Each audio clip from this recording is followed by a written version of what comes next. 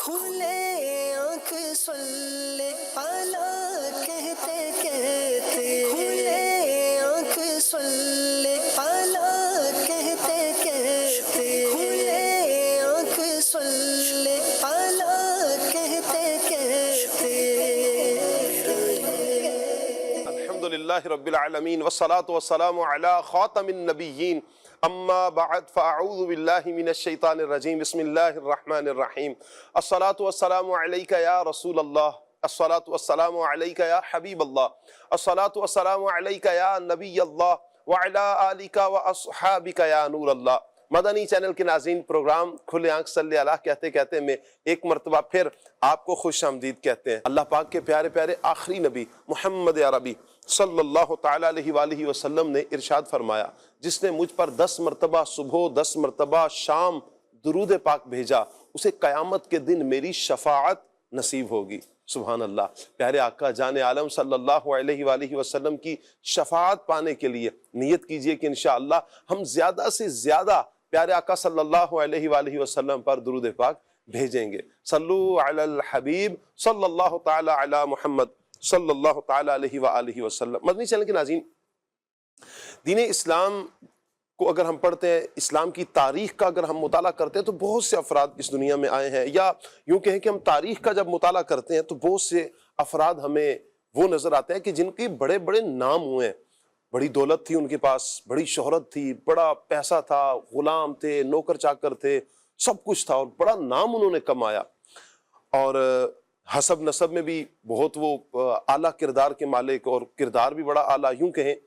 لیکن بعض ہستیاں ایسی بھی گزری ہیں، نام بہت کمایا ہے انہوں نے، بڑا نام کمایا ہے، اور یوں کہیں کہ آج تک ان کا نام سن کر عاشقان رسول دل کو ٹھنڈا کرتے ہیں۔ جی ہاں، وہ ہستیاں جن کے پاس بظاہر مال و دولت تو نہیں تھا، حسب نسب پہ جو غرور کیا جاتا ہے یا مان کیا جاتا ہے اس اسٹیٹس کا بھی نہ کہا جائے، لیکن ان کے پاس کمال تھا۔ کمال یہ تھا، انہیں چنا نبی کریم صلی اللہ علیہ وآلہ وسلم نے تھا۔ اللہ اکبر۔ بظاہر مال و دولت نہیں ہے، غلامیت کا دور ہے، اور غلامیت کا دور ایسا دور تھا مدنی چینل کے ناظرین کہ جس دور میں جب آقا سے غلام کچھ بات کرتا تو آقا کوڑے برساتا۔ کبھی اس دور کی میں بات کر رہا ہوں، غلامیت کے اس دور کی، کہ جب آقا کے جوتے صرف دھوپ سے اٹھا کر سائے میں رکھ دیے جاتے بغیر پرمیشن کے، آقا کوڑے برساتا تھا اور یہ کہتا تھا کہ تم نے میرے جوتے کے ہاتھ کیوں لگایا؟ اللہ اکبر۔ میں اس غلامیت کے دور کی بات کر رہا ہوں، اور اگر آقا سے کہہ دیا جائے کہ آقا یہ آپ کے جوتے دھوپ میں خراب ہو جاتے، میں نے صرف اسی لیے اٹھا کر رکھے ہیں، آقا مزید کوڑے برساتا تھا۔ پتہ ہے کیوں؟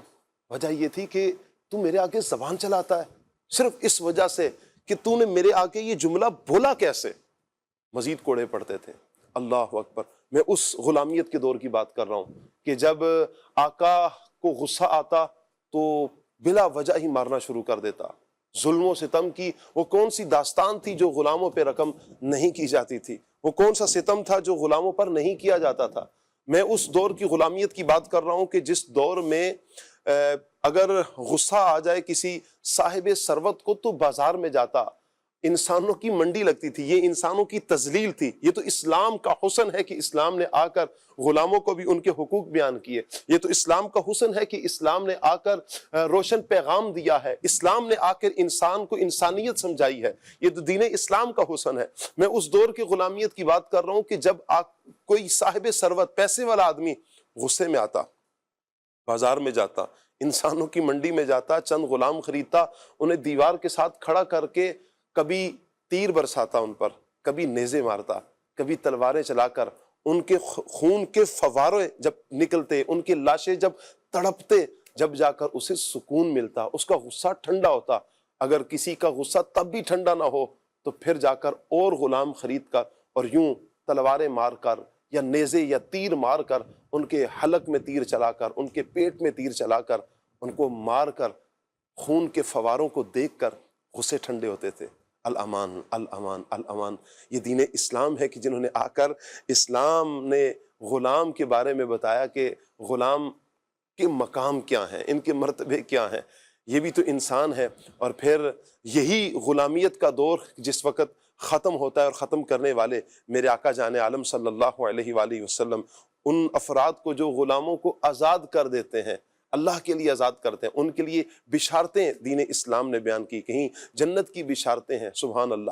تو اسلام نے آ کر اس غلامیت کے دور کو ختم کیا، لیکن ایک غلام ایسے کہ جنہیں حضرت صدیق اکبر رضی اللہ تعالی عنہ نے خریدا ہے، پیسے دے کر خریدا، حضور کی بارگاہ میں پیش کیا، کلمہ پڑھا، پھر جب آقا کے پاس جاتے ہیں اور آقا غیر مسلم ہے، ستم کرتا ہے، آپ کی زبان پر صرف ایک ہی نعرہ ہے، احد احد، یعنی یوں پیغام دیا جا رہا ہے کہ میں کٹنا جانتا ہوں، مرنا جانتا ہوں، لیکن در مصطفیٰ سے ہٹنا نہیں جانتا۔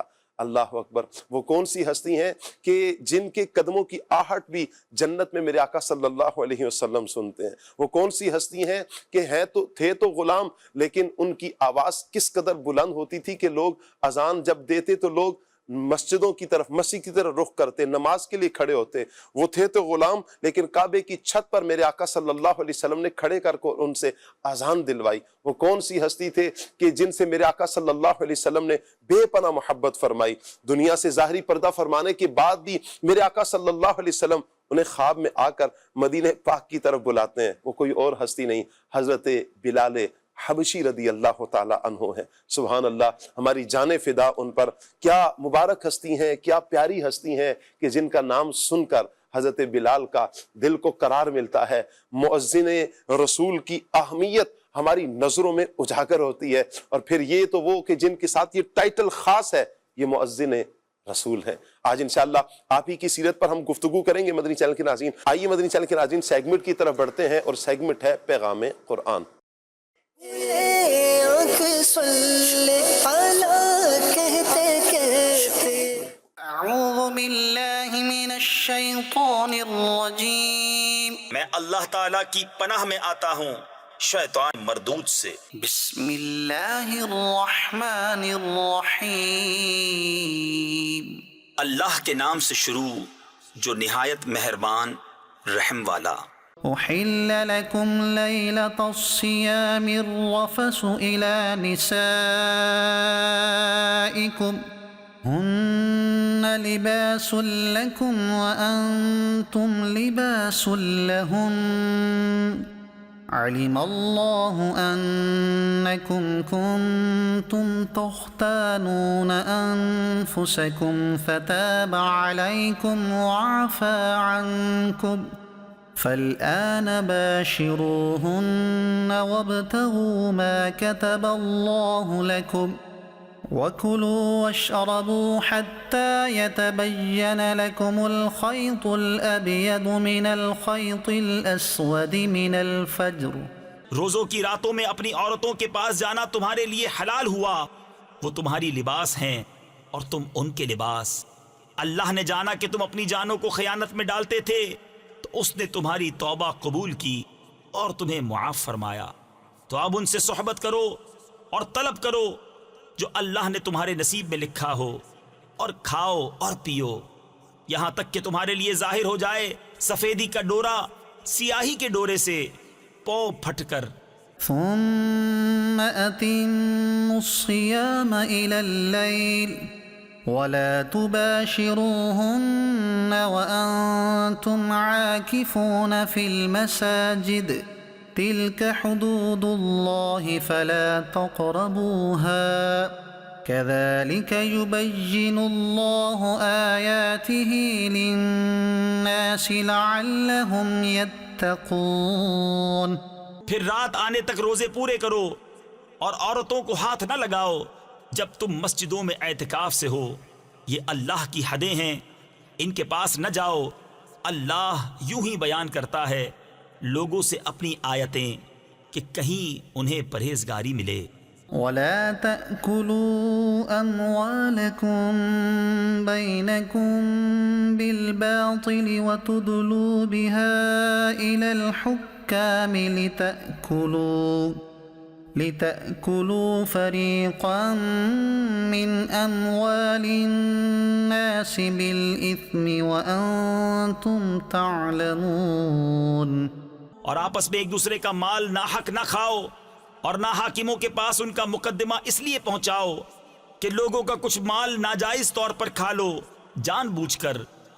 يسألونك عن الأهلة قل هي مواقيت للناس والحج وليس البر بأن تأتوا البيوت من ظهورها ولكن البر من اتقى وأتوا البيوت من أبوابها واتقوا الله لعلكم تفلحون۔ تم سے نئے چاند کو پوچھتے ہیں، تم فرما دو وہ وقت کی علامتیں ہیں لوگوں اور حج کے لیے، اور یہ کچھ بھلائی نہیں کہ گھروں میں پچھیت یعنی پچھلی دیوار توڑ کر آؤ، ہاں بھلائی تو پرہیزگاری ہے، اور گھروں میں دروازوں سے آؤ اور اللہ سے ڈرتے رہو اس امید پر کہ فلاح پاؤ۔ وقاتلوا في سبيل الله الذين يقاتلونكم ولا تعتدوا إن الله لا يحب المعتدين۔ اور اللہ کی راہ میں لڑو ان سے جو تم سے لڑتے ہیں، اور حد سے نہ بڑھو، اللہ پسند نہیں رکھتا حد سے بڑھنے والوں کو۔ وَاقْتُلُوهُمْ حَيْثُ ثَقِفْتُمُوهُمْ وَأَخْرِجُوهُمْ مِنْ حَيْثُ أَخْرَجُوكُمْ وَالْفِتْنَةُ أَشَدُّ مِنَ الْقَتْلِ وَلَا تُقَاتِلُوهُمْ عِنْدَ الْمَسْجِدِ الْحَرَامِ حَتَّى يُقَاتِلُوكُمْ فِيهِ فَإِنْ قَاتَلُوكُمْ فَاقْتُلُوهُمْ كذلك جزاء الكافرين فإن انتهوا فإن الله غفور رحيم۔ اور کافروں کو جہاں پاؤ مارو اور انہیں نکال دو جہاں سے انہوں نے تمہیں نکالا تھا، اور ان کا فساد تو قتل سے بھی سخت ہے، اور مسجد حرام کے پاس ان سے نہ لڑو جب تک وہ تم سے وہاں نہ لڑیں، اور اگر تم سے لڑیں تو انہیں قتل کرو، کافروں کی یہی سزا ہے، پھر اگر وہ باز رہیں تو بے شک اللہ بخشنے والا مہربان ہے۔ وقاتلوهم حتى لا تكون فتنة ويكون الدين لله فإن انتهوا فلا عدوان إلا على الظالمين۔ اور ان سے لڑو یہاں تک کہ کوئی فتنہ نہ رہے اور ایک اللہ کی پوجا ہو، پھر اگر وہ باز آئیں تو زیادتی نہیں مگر ظالموں پر۔ الشهر الحرام بالشهر الحرام والحرمات قصاص فمن اعتدى عليكم فاعتدوا عليه بمثل ما اعتدى عليكم واتقوا الله واعلموا ان الله مع المتقين۔ ماہ حرام کے بدلے ماہ حرام اور ادب کے بدلے ادب ہے، تو جو تم پر زیادتی کرے اس پر زیادتی کرو اتنی ہی جتنی اس نے کی، اور اللہ سے ڈرتے رہو اور جان رکھو کہ اللہ ڈر والوں کے ساتھ ہے۔ وَأَنفِقُوا فِي سَبِيلِ اللَّهِ وَلَا تُلْقُوا بِأَيْدِيكُمْ إِلَى التَّهْلُكَةِ وَأَحْسِنُوا إِنَّ اللَّهَ يُحِبُّ الْمُحْسِنِينَ۔ اور اللہ کی راہ میں خرچ کرو اور اپنے ہاتھوں ہلاکت میں نہ پڑو، اور بھلائی والے ہو جاؤ، بے شک بھلائی والے اللہ کے محبوب ہیں۔ وَأَتِمُّوا الْحَجَّ وَالْعُمْرَةَ لِلَّهِ فَإِنْ أُحْصِرْتُمْ فَمَا اسْتَيْسَرَ مِنَ الْهَدْيِ وَلَا تَحْلِقُوا رُؤُوسَكُمْ حَتَّى يَبْلُغَ الْهَدْيُ مَحِلَّهُ۔ اور حج اور عمرہ اللہ کے لیے پورا کرو، پھر اگر تم روکے جاؤ تو قربانی بھیجو جو میسر آئے، اور اپنے سر نہ منڈاؤ جب تک قربانی اپنے ٹھکانے نہ پہنچ جائے۔ فمن كان منكم مريضا أو به أذى من رأسه ففدية من صيام أو صدقة أو نسك فإذا أمنتم فمن تمتع بالعمرة إلى الحج فما استيسر من الهدي فمن لم يجد فصيام 3 أيام في الحج و7 إذا رجعتم تلك 10 كاملة. پھر جو تم میں بیمار ہو یا اس کے سر میں کچھ تکلیف ہے تو بدلہ دے روزے یا خیرات یا قربانی. پھر جب تم اطمینان سے ہو تو جو حج سے عمرہ ملانے کا فائدہ اٹھائے اس پر قربانی ہے جیسی میسر آئے. پھر جسے مقدور نہ ہو تو 3 روزے حج کے دنوں میں رکھے اور 7 جب اپنے گھر پلٹ کر جاؤ. یہ پورے 10 ہوئے. ذلك لمن لم يكن أهله حاضر المسجد الحرام واتقوا الله واعلموا أن الله شديد العقاب. یہ حکم اس کے لیے ہے جو مکہ کا رہنے والا نہ ہو اور اللہ سے ڈرتے رہو اور جان رکھو کہ اللہ کا عذاب سخت ہے.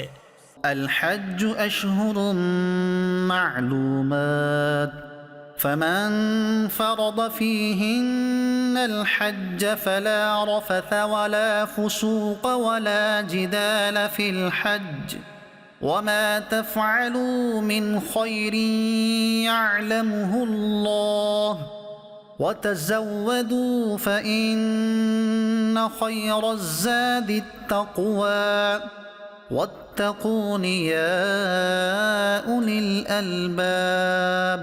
حج کے کئی مہینے ہیں جانے ہوئے تو جو ان میں حج کی نیت کرے تو نہ عورتوں کے سامنے صحبت کا تذکرہ ہو نہ کوئی گناہ نہ کسی سے جھگڑا حج کے وقت تک. اور تم جو بھلائی کرو اللہ اسے جانتا ہے. اور توشہ یعنی سفر کا خرچ ساتھ لو کہ سب سے بہتر توشہ پرہیزگاری ہے. اور مجھ سے ڈرتے رہو اے عقل والو. صدق اللہ العظیم. اللہ پاک نور قرآن سے ہم سب کی سینوں کو منور فرمائے اور قرآن و سنت کے مطابق اللہ پاک ہمیں اپنی زندگی بسر کرنے کی توفیق عطا فرمائے. آج کا سبق کیا ہے؟ آئیے ہم سبق کی طرف بڑھتے ہیں. جی آج کا سبق ہے ہمارے پیارے نبی صلی اللہ علیہ وآلہ وسلم کی ظاہری عمر مبارک کتنی تھی. ہمارے پیارے نبی صلی اللہ علیہ وآلہ وسلم کی ظاہری عمر مبارک کتنی تھی؟ اس کا جواب یہ ہے کہ ہمارے پیارے نبی صلی اللہ علیہ وآلہ وسلم کی ظاہری عمر مبارک 63 سال تھی.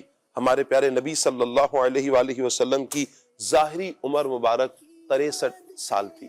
اللہ پاک سب پیرنٹس کو برکتیں عطا فرمائے, سب بچوں کو برکتیں عطا فرمائے. آئیے مدنی چینل کے ناظرین ہمارے جو مہمان ہیں ان کو بلاتے ہیں. آج ہمارے ساتھ عادل بھائی ہوں گے, پیاری نعت پڑھتے ہیں, پیارے اسلامی بھائی ہیں, مرحبا کہتے ہیں عادل بھائی کو. فضیل مدنی بھائی ہمارے ساتھ ہوں گے, مرحبا کہتے ہیں. وعلیکم السلام ورحمۃ اللہ وبرکاتہ. وعلیکم السلام ورحمۃ اللہ. الحمدللہ. فضیل بھائی سے ہم فضیل بھائی بھی ماشاءاللہ مرحبا فضیل بھائی کو بھی کرتے ہیں, اور عادل بھائی ہمارے ساتھ ہیں. چونکہ ہم پیغام قرآن سیگمنٹ کے بعد کلام کی طرف بڑھتے ہوتے ہیں, کلام سنتے ہیں.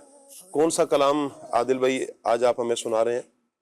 موضوع کیونکہ میں نے آپ نے شروع میں بتایا تھا حضرت بلال رضی اللہ عنہ, تو امیر علیہ سنت کا ایک کلام ہے, جاہو جلال دو نہیں مالو منال دو, سوزے بلال بس میری جھولی میں ڈال. واہ کیا بات ہے.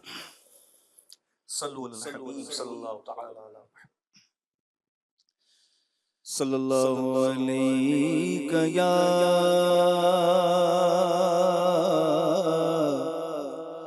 رسول اللہ وسلم علیک یا حبیب اللہ صلی اللہ علیک یا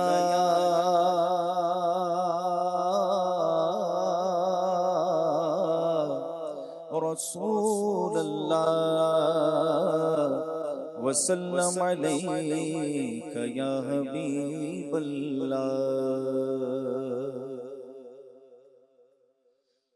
جاہو جلال دو نہیں مالو منال دو جاہو جلال دو نہیں مالو منال دو سوزے بلال بس میری جھولی میں ڈال دو سوزے بلال بس میری جھولی میں ڈال دو جاہو جلال دو نہیں مالو منال دو سوزے بلال بس میری جھولی میں ڈال دو دنیا کے سارے غم میرے دل سے نکال دو دنیا کے سارے غم میرے دل سے نکال دو دنیا کے سارے غم میرے دل سے نکال دو غم اپنا یا حبیب برائے بلال دو غم اپنا یا حبیب برائے بلال دو غم اپنا یا حبیب برائے بلال دو سوزے بلال بس میری جھولی میں ڈال دو ہجر و فراق تو ملا دو اضطراب بھی ہجر و فراق تو ملا دو اضطراب بھی ہجر و فراق تو ملا دو اضطراب بھی بےتاب قلب از پائے سوزے بلال دو بےتاب قلب از پائے سوزے بلال دو سوزے بلال بس میری جھولی میں ڈال دو سوزے بلال بس میری جھولی میں ڈال دو اور بہتی رہے جو ہر گھڑی بس یاد میں شغا بہتی رہے جو ہر گھڑی بس یاد میں شغا بہتی رہے جو ہر گھڑی بس یاد میں شغا وہ چشم اشک بار پائے ذوالجلال دو وہ چشم اشک بار پائے ذوالجلال دو سوزے بلال بس میری جھولی میں ڈال دو سوزے بلال بس میری جھولی میں ڈال دو تو درد سنتوں کا پگے شاہ کربلا تو درد سنتوں کا پائے شاہ کربلا تو درد سنتوں کا پائے شاہ کربلا امت کے دل سے لذت عصیاں نکال دو امت کے دل سے لذت عصیاں نکال دو سوزے بلال بس میری جھولی میں ڈال دو سوزے بلال بس میری جھولی میں ڈال دو اور ذکر و درود ہر گھڑی ورد زباں رہے ذکر و درود ہر گھڑی ورد زباں رہے ذکر و درود ہر گھڑی ورد زباں رہے میری فضول گوئی کی عادت نکال دو میری فضول گوئی کی عادت نکال دو میری فضول گوئی کی عادت نکال دو سوزے بلال بس میری جھولی میں ڈال دو عطار کو بلا کے مدینے میں دو بقی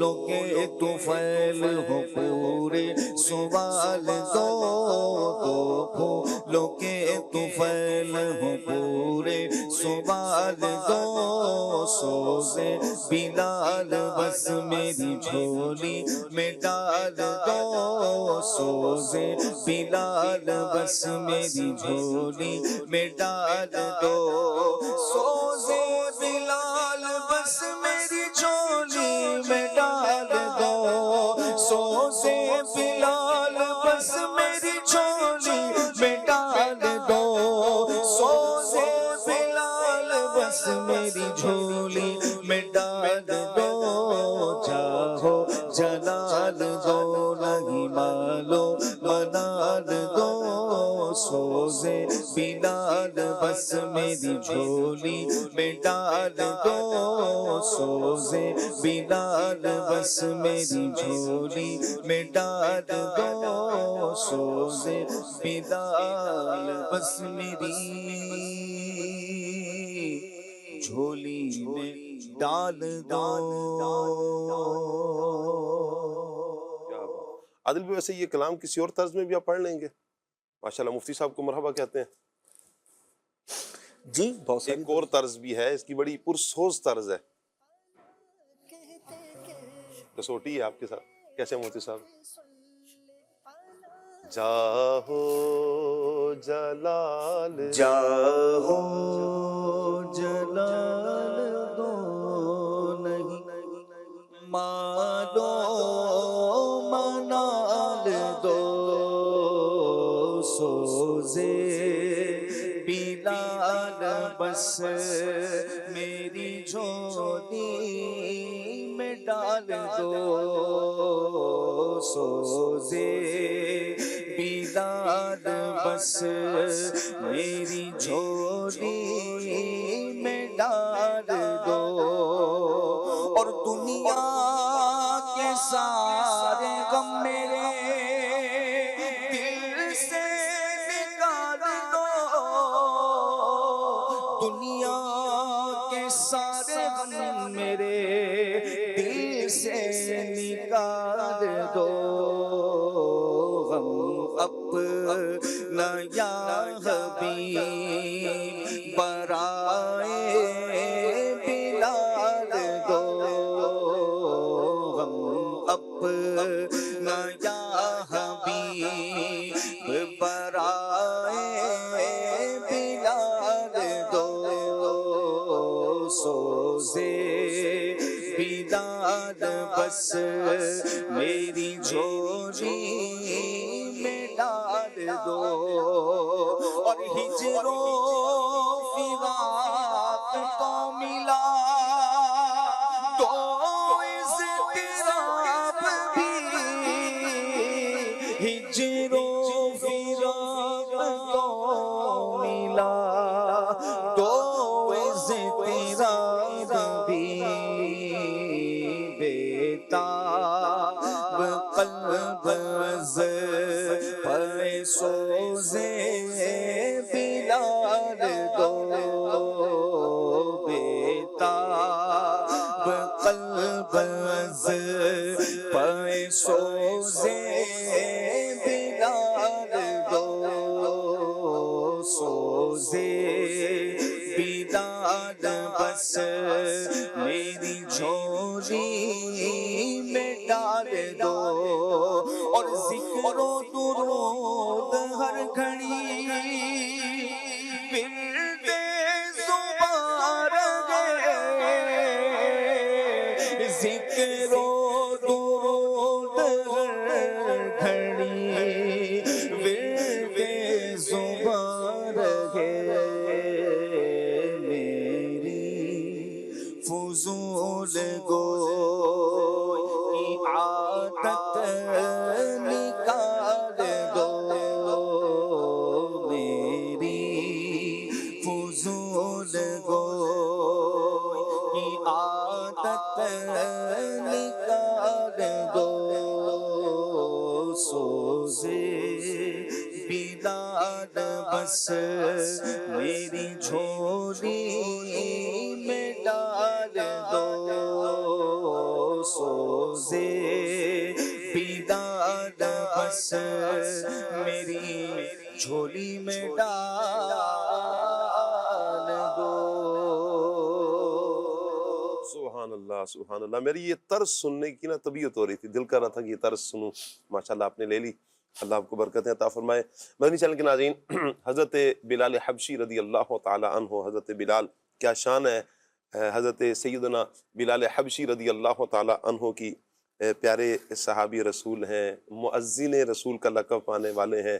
मेरे आका सल्लल्लाहु ताला अलैहि व आलिहि वसल्लम ने आपको सैयदुल मुअज्जिनीन का लक़ब अता फरमाया। इतने प्यारे ये सहाबी हैं, सुभान अल्लाह। आज इंशाअल्लाह हम हज़रत सैयदना बिलाल हबशी रदी अल्लाह ताला अन्हु की सीरत पर गुफ्तगू करेंगे। फ़ज़ैल भाई की तरफ बढ़ूंगा। फ़ज़ैल भाई, मैं चाहूँगा कि हज़रत बिलाल हबशी रदी अल्लाह ताला अन्हु का कुछ तारुफ बयान फरमाएं। बिस्मिल्लाहिर्रहमानिर्रहीम।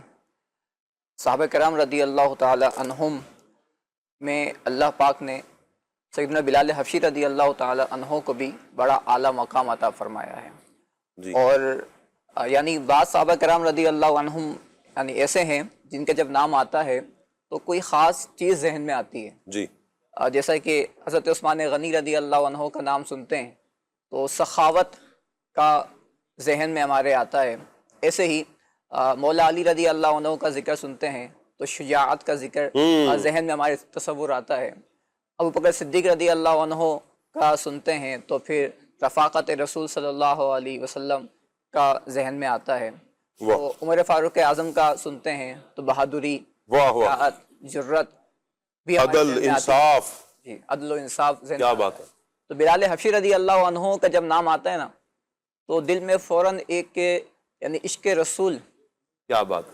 का यानी दिल में शम्आ मज़ीद रोशन हो जाती है। सुभान वैसे तो हर सहाबी ही आशिक रसूल है, वाह वाह। जिस पर निगाह मुस्तफ़ा सल्लल्लाहु अलैहि वसल्लम पड़ गई और वो ईमान लेकर आ गए और सहाबी होने का जिनको शरफ मिल गया तो अल्लाह पाक ने उनको इश्क़ रसूल सल्लल्लाहु अलैहि वसल्लम की लाजवाल दौलत अता फरमाई जी। तो बिलाल हबशी रदी अल्लाह अन्हु भी उन्हीं हस्तियों में से एक हस्ती हैं और आप रदी अल्लाह अन्हु का नाम जो है वो बिलाल है और आपका एक लक़ब मुअज़्ज़िन रसूल भी है और नबी पाक सल्लल्लाहु अलैहि वसल्लम ने आपको सय्यदुल मुअज़्ज़िनीन, वाह वाह वाह ये सारे मुअज़्ज़िनीन का सरदार, वाह, आपने इनको ये लक़ब अता फरमाया। क्या बात है। अच्छा, एक लक़ब आप रदी अल्लाह अन्हु का खाज़िन मुस्तफ़ा सल्लल्लाहु अलैहि वसल्लम भी है। क्या बात है, सुभान अल्लाह। ये भी बड़ी सादत की बात है। यानी आज के दौर में अगर किसी यानी अल्लाह के नेक बंदे के घर में अगर खिदमत करने का मौका मिल जाए, वाह वाह, उनकी खिदमत में हाजिरी का मौका मिल जाए और अगर वो कोई काम हमें इरशाद फरमा दें जी, तो ये हमारी दुनिया व आखिरत की कामयाबी का एक जरिया बन सकता है। बिल्कुल। तो जो सारे वलियों के सरदार हैं, जो सारे अंबिया कराम के सरदार हैं, हुजूर जान आलम सल्लल्लाहु अलैहि वसल्लम, अगर किसी को उनके घर के मामलात में खिदमत करने का मौका मिल जाए जी, माली मामलात में खिदमत करने का मौका मिल जाए तो उसके लिए कितनी सादत की बात होगी।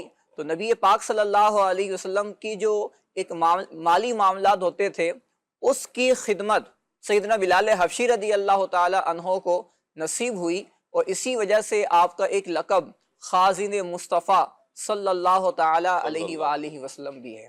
क्या बात। अच्छा, आपने वैसे तो आपका ताल्लुक हबशा से था लेकिन नबी पाक सल्लल्लाहु अलैहि वसल्लम के साथ फिर मदीने पाक में एक लंबा अरसा आपको साथ रहने की सादत मिली। लेकिन जब प्यारे आका सल्लल्लाहु अलैहि वसल्लम ने ज़ाहिरी विसाल फरमाया तो फिर आप मुल्क शाम चले गए थे, क्योंकि इस पर भी इंशाल्लाह गुफ्तगू होगी आपके इश्क के हवाले से। क्या बात है। फिर आपने जो एक जुदाई की जो घड़ी थी और नबी पाक सल्लल्लाहु अलैहि वसल्लम से जो हिजर हुआ यानी आप दूरी हुई और जब आपका ज़ाहिरी विसाल हुआ तो उस वक्त आपका क्या आलम था, तो आप मुल्क शाम चले गए और फिर वहीं पर आपने बकिया ज़िंदगी गुजारी और फिर 20 हिजरी को फिर आपका ये विसाल हुआ मुहर्रम के महीने के अंदर। और आप रदी अल्लाह ताला अन्हो 20 मुहर्रम 20 हिजरी और 20 हिजरी। क्या बात है। अच्छा, आप रदी अल्लाह अन्हो का जो एक लक़ब है मुअज़्ज़िन रसूल सल्लल्लाहु अलैहि वसल्लम, इस पर भी बहुत यानी गुफ्तगू की जाती है और जब भी किसी का मुअज़्ज़िन होना सुनते हैं तो उस वक्त भी बिलाल हबशी रदी अल्लाह हज़रत बिलाल हबशी का आता है। अच्छा, इस पर एक हदीस पाक है, नबी पाक सल्लल्लाहु अलैहि वसल्लम ने इरशाद फरमाया कि क़यामत का आपने मंजर बयान फरमाया اور انبیاء کرام علیہم السلام کے فضائل آپ بیان فرما رہے تھے. جی تو آپ نے ارشاد فرمایا ہے کہ سیدنا صالح علیہ السلام بروز قیامت اپنی اونٹنی پر یہ سوار ہوں گے اور میں براق پر سوار ہوں گا. اب صحابہ کرام رضی اللہ عنہم سب حاضر بارگاہ تھے. تو اس وقت نبی پاک صلی اللہ علیہ وسلم نے حضرت بلال حبشی رضی اللہ عنہ کی طرف نظر کرم فرمائی اور ان کو دیکھ کر ارشاد فرمایا کہ بلال بھی اس وقت ایک اونٹنی پر سوار ہوں گے اور یہ اذان دیتے ہوئے آ رہے ہوں گے. اور ارشاد فرمایا کہ جب یہ آ رہے ہوں گے اذان دے رہے ہوں گے تو سارے انبیاء کرام علیہم السلام کی نظریں بھی بلال حبشی رضی اللہ عنہ پر ہوگی. جی واہ واہ. اور اب یہ اذان دیتے رہیں گے اور اس کے بعد پھر یہ جب ان کی اذان مکمل ہوگی تو اللہ پاک اچھا سب سے پہلے جو قیامت کے دن جو جنتی حلہ پہنایا جائے گا وہ انبیاء کرام کو پہنایا جائے گا, لباس پہنایا جائے گا. تو نبی پاک صلی اللہ علیہ وسلم نے ارشاد فرمایا کہ انبیاء کرام علیہم السلام اور شہداء کے بعد جس کو پہلے لباس پہنایا جائے گا جنت کا وہ بلال حبشی رضی اللہ تعالیٰ عنہ. واہ واہ کیا بات. حضور جان عالم صلی اللہ علیہ وسلم نے آپ کے فضائل بھی بیان فرمائے اور آپ کی جو عشق ہے اس کو بھی آپ نے بیان فرمایا اور بھی مزید آپ کی جو سیرت ہے اس پر انشاءاللہ گفتگو انشاءاللہ آگے چل کر ہم ساتھ ساتھ گفتگو بڑھاتے رہیں گے کہ حضرت بلال حبشی رضی اللہ تعالیٰ عنہ کا کچھ ہم نے تعارف لیا ہے. میں چاہوں گا مفتی صاحب حضرت بلال رضی اللہ تعالیٰ عنہ کا جو قبول اسلام ہے یہ جو واقعہ ہے قبول اسلام کا اس پر آپ کچھ روشنی ڈالیں. بسم اللہ الرحمن الرحیم. آپ رضی اللہ تعالیٰ عنہ جو ہے وہ قدیم الاسلام ہے کہ ان صحابہ میں آپ کا شمار ہوتا ہے جنہوں نے ابتداءً ہی جو ہے وہ اسلام قبول کر لیا تھا. کیا بات. اور آپ کی قبول اسلام سے متعلق جو واقعہ ملتا ہے کہ آپ رضی اللہ تعالیٰ عنہ جو ہے وہ اسلام قبول کرنے سے پہلے چونکہ آپ غلام تھے تو آپ کے ذمے اپنے آقا کی بکریاں چرانے کا جو ہے وہ اہتمام تھا اور کام ذمے میں تھا. تو بکریاں جو ہے وہ چرایا کرتے تھے. تو نبی کریم صلی اللہ تعالیٰ علیہ وسلم اور حضرت ابوبکر صدیق رضی اللہ تعالیٰ عنہ کسی غار میں جو ہے وہ آرام فرما تھے. تو حضرت بلال جو ہے وہ اپنی بکریاں لے کر جو ہے وہ اس طرف چلے اور پہنچے. تو آپ سے نبی کریم صلی اللہ تعالیٰ علیہ وسلم نے پوچھا کہ جو ہے وہ دودھ ہے تو اس پہ آپ نے یوں جواب دیا کہ یعنی یہ بکریاں تو میرے آقا کی ہیں, البتہ ایک بکری ہے کہ جس کا دودھ جو ہے میرے لیے جو ہے مقرر ہے کہ اس کا دودھ میں پی سکتا ہوں, تو اس میں سے جو ہے وہ آپ لے لیں. نبی کریم صلی اللہ تعالیٰ علیہ وسلم نے اس بکری کا جو ہے وہ دودھ نکالا اور اس میں سے پھر آپ نے خود بھی پیا, حضرت ابوبکر صدیق رضی اللہ تعالیٰ عنہ کو بھی پلایا اور حضرت بلال کو بھی جو ہے وہ پلایا. اور پھر حضرت بلال دیکھتے رہے کہ ہم تینوں کے پینے کے بعد بھی بکری کے تھن دودھ سے ویسے کے ویسے جو ہے وہ بھرے ہوئے. اور یوں پھر جو ہے وہ آپ اس کو لے کر جو ہے وہ واپس بلکہ وہیں پر ہی جب دودھ پلا لیا تو اس کے بعد نبی کریم صلی اللہ تعالیٰ علیہ وسلم نے آپ کو اسلام کی دعوت دی. تو وہ پہلے ہی جو ہے وہ ان حضرات کریمہ کو نبی کریم صلی اللہ تعالیٰ علیہ وسلم اور حضرت ابوبکر صدیق رضی اللہ تعالیٰ عنہ کو دیکھ کر اور آپ کے نورانی چہروں کو دیکھ کر آپ کی گفتگو کو سن کر جو ہے وہ حیرت زدہ تھے. اور جو ہے وہ پھر جب انہوں نے یہ معجزہ دیکھا نبی کریم صلی اللہ تعالیٰ علیہ وسلم کا کہ بکری کا دودھ پینے کے باوجود بھی جو ہے وہ دودھ جو ہے وہ تھن میں سے کم نہیں ہوا, تو یوں آپ نے نبی کریم صلی اللہ تعالیٰ علیہ وسلم کی اس دعوت پر لبیک کہا اور آپ نے اسلام جو ہے وہ قبول کر لیا. سبحان اللہ سبحان اللہ. تو یہ واقعہ تو ہے کہ آپ نے اسلام قبول کر لیا. یوں تو مختلف جو ہے وہ واقعات ہمیں صحابہ کرام علیہم رضوان کی زندگی میں ملتے ہیں کہ کئی صحابہ نے معجزات کو دیکھ کر اسلام جو ہے وہ قبول کیا, کئی نے صرف نبی کریم صلی اللہ تعالیٰ علیہ وسلم سے ملاقات کر کے آپ کے حسن اور آپ کی شخصیت اور سیرت کو دیکھ کر جو ہے وہ اسلام قبول کر لیا. لیکن یہاں پر جو ایک بڑا خوبصورت جو ایک اہم ترین سبق آپ جو ہے وہ کہیں وہ ہے آپ کے قبول اسلام کے بعد آپ کا اسلام پر تسلط اور پختگی کہ مشکلات آنے کے باوجود آپ نے اسلام کو نہیں چھوڑا, حالانکہ تھے غلام جی, مگر اس کے باوجود آپ پر کتنے ظلم و ستم ہوئے لیکن آپ جو ہے وہ ہمیشہ جو ہے وہ اللہ احد جو ہے وہ پکارتے رہے. اسلام کو جو ہے وہ آپ پکارتے رہے, نبی کریم صلی اللہ تعالیٰ علیہ وسلم کو پکارتے رہے, رب العالمین کو پکارتے رہے. تو مختلف مشقتیں برداشت کرنے کے باوجود بھی آپ نے اسلام سے ذرہ برابر بھی روگردانی نہ کی. وہ چیز ہے جو ہمارے لیے آج کے دور میں سبق ہے کہ ہم پر معاذ اللہ ایسا کوئی ظلم و ستم تو نہیں ہوتا، جی مگر بسا اوقات اسلام کی تعلیمات پر عمل کرنے کی وجہ سے ہم بعض لوگوں کی طرف سے طعن و تشنیع کا نشانہ بن جاتے ہیں، جی یا دنیاوی معاملات کے اندر بسا اوقات ہمیں یوں لگتا ہے کہ یار ہم یہ دین کے حکم پر عمل کریں گے تو ہم جی کیسے سکیں گے، جی ہم اس پر عمل کریں گے تو ہم جو ہے وہ کما کیسے سکیں گے، ہم اس پر عمل کریں گے تو ہم اپنی شادی کیسے کر سکیں گے، ہم اس پر عمل کریں گے تو ہم معاشرے کے اندر معزز کیسے رہ سکیں گے، ہم اس پر عمل کریں گے تو ہم جو ہے وہ اپنے بچوں کی شادیاں کیسے کر سکیں گے۔ یہ ساری چیزیں جب ہمارے سامنے آتی ہیں تو ہم بسا اوقات شیطان کے وسوسوں میں آ کر، اس کے بہکاوے میں آ کر دین اسلام کی تعلیمات کو چھوڑ بیٹھتے ہیں۔ جی اور آپ ایسے سنیں گے کئی دفعہ یہ ہوتا ہے کہ یار اس کے ساتھ تو نہیں چل سکتا یہ، تو در حقیقت یہ ہمارے کمزور ایمان کی علامت ہے۔ اللہ ورنہ آپ دیکھیں کہ حضرت ابوبکر صدیق رضی اللہ تعالیٰ عنہ، حضرت عمر فاروق اعظم، خلفائے راشدین کی جو سیرت آپ دیکھیں کہ نبی کریم صلی اللہ تعالیٰ علیہ وسلم کے بعد اسلامی حکومت کو سب سے زیادہ جو مال و دولت کی فراوانی ہوئی وہ حضرت عمر فاروق اعظم رضی اللہ عنہ کے زمانے میں ہوئی، جی مگر اس کے باوجود آپ نے سادگی کو جو ہے وہ ختم نہیں فرمایا۔ اللہ اکبر اللہ اور جب لوگوں نے آپ کی توجہ دلائی کہ اب آپ اتنے بڑے جو ہے وہ فرما روا ہو گئے ہیں اور اتنی جناب آپ کی جو ہے وہ فتوحات ہو گئی ہیں، تو اب آپ جو ہے وہ تھوڑا سا قیصر و کسریٰ کی طرح اپنا دسترخوان لگائیں اور اس طرح اٹھیں بیٹھیں، تو آپ نے کیا فرمایا؟ اللہ اکبر بڑے پیارے الفاظ ہیں، فرمایا کہ جو ہے وہ اللہ اسلام نے ہمیں عزت دی۔ اللہ اکبر اللہ اکبر یہ جو ایک بنیادی چیز ہے نا، آج ہم سب سوچیں جی کہ ہمارا معاشرہ، یا آپ اپنے دور کے اندر بھی دیکھ سکتے ہیں کہ ہم ذرا دیکھیں کہ ہمارے ارد گرد ہی جو غیر قومیں جو ہے وہ آباد ہیں، جو مسلمان نہیں ہیں، جی ان کا کیا معاملات ہیں اور ہمارے کیا معاملات ہیں، جی اور ہم ذرا اپنے آپ کو اس جگہ روک کر سوچیں کہ یار اگر ہم اس جگہ ہوتے تو آج جو اسلام کی وجہ سے ہمیں عزت ملی ہوئی ہے، کیا یہ ملتی؟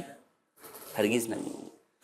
تو اسلام نے ہمیں وہ عزت دی ہے، اور ہم پھر اسی اسلام کو جو ہے وہ اس کی تعلیمات کو جو ہے وہ ترک کرنے کی طرف چلے جاتے ہیں، جی ان چیزوں کو اپنانے میں، تعلیمات اسلام کو اپنانے میں ہم عار محسوس کرنے جو ہے وہ لگ جاتے ہیں۔ تو ایسا ہرگز نہیں ہونا چاہیے۔ حضرت بلال حبشی رضی اللہ تعالیٰ عنہ کی سیرت کا یہ پہلو ہم سب کے لیے جو ہے وہ تا قیامت جو ہے وہ سب مسلمانوں کے لیے ہے کہ آپ نے جب اسلام قبول کیا تو اس کے بعد مشکل سے مشکل وقت بھی آیا، آپ نے اسلام کے دامن کو نہیں چھوڑا۔ کیا بات ہے مصعب، یہ اللہ کرے نا یہ جذبہ ہمیں مل جائے کہ کوئی بھی مشکل وقت آئے، کوئی بھی پریشانی آئے، ہم استقامت کے ساتھ ڈٹے رہیں۔ کتنا عرصہ رہے گی مشکل، بے شک کتنا عرصہ رہے گی پریشانی؟ خود قرآن پاک میں اعلان ہے نا، ان مع العسر یسرا فان مع العسر یسرا، 2 مرتبہ کہا کہ مشکل کے بعد آسانی ہے، اور بے شک مشکل کے بعد آسانی ہے، یعنی مشکل آئی اس کے بعد آسانی نے پھر آنا ہے۔ اگر مشکل آ چکی ہے، پریشانی آئی ہے، کوئی دکھ آیا ہے، کوئی درد ہے، کوئی تکلیف ہے، اس درد تکلیف نے بھی چلے جانا ہے۔ اچھا، یہاں پر ہم کیوں حضرت بلال حبشی رضی اللہ تعالیٰ عنہ کا ذکر کر رہے ہیں خصوصیت کے ساتھ؟ چونکہ آپ کا عرس مبارک بھی، اور یہاں یہ ٹاپک لے کر بات کرنے کا مقصد بھی یہ ہے کہ جب ہم اپنے اسلاف کی زندگیوں کو پڑھتے ہیں پھر ہمیں اپنی مشکلات کو دیکھنا ہے نا۔ اگر ایک تو ان کی سیرت کو ہم پڑھیں، ہم ان کی مشکلات کو دیکھیں کہ ہمارے جو اسلاف ہیں، ہمارے بڑے ہیں، ہمارے بزرگ ہیں، ان پر کیا کیا کیا کیا تکلیف آئی ہیں، اور انہوں نے ان ساری تکلیف کو لبیک کہا ہے، صبر کیا ہے، اور پھر اللہ پاک کی بارگاہ سے اجر بھی پایا ہے۔ تو جب اللہ پاک کے وعدے ہمارے لیے بھی ہیں کہ اللہ صبر کرنے والوں کے ساتھ ہے، اللہ صبر کرنے والوں کے ساتھ ہے، کہیں فرمایا کہ صبر کرنے والوں کے لیے خوشخبری سنا دینے کا فرمایا گیا، تو صبر کریں گے مشکلات پر، پریشانیوں پر، دکھوں پر، دردوں پر، تو اللہ کی بارگاہ سے اجر بھی تو اتنا ہی ملے گا نا۔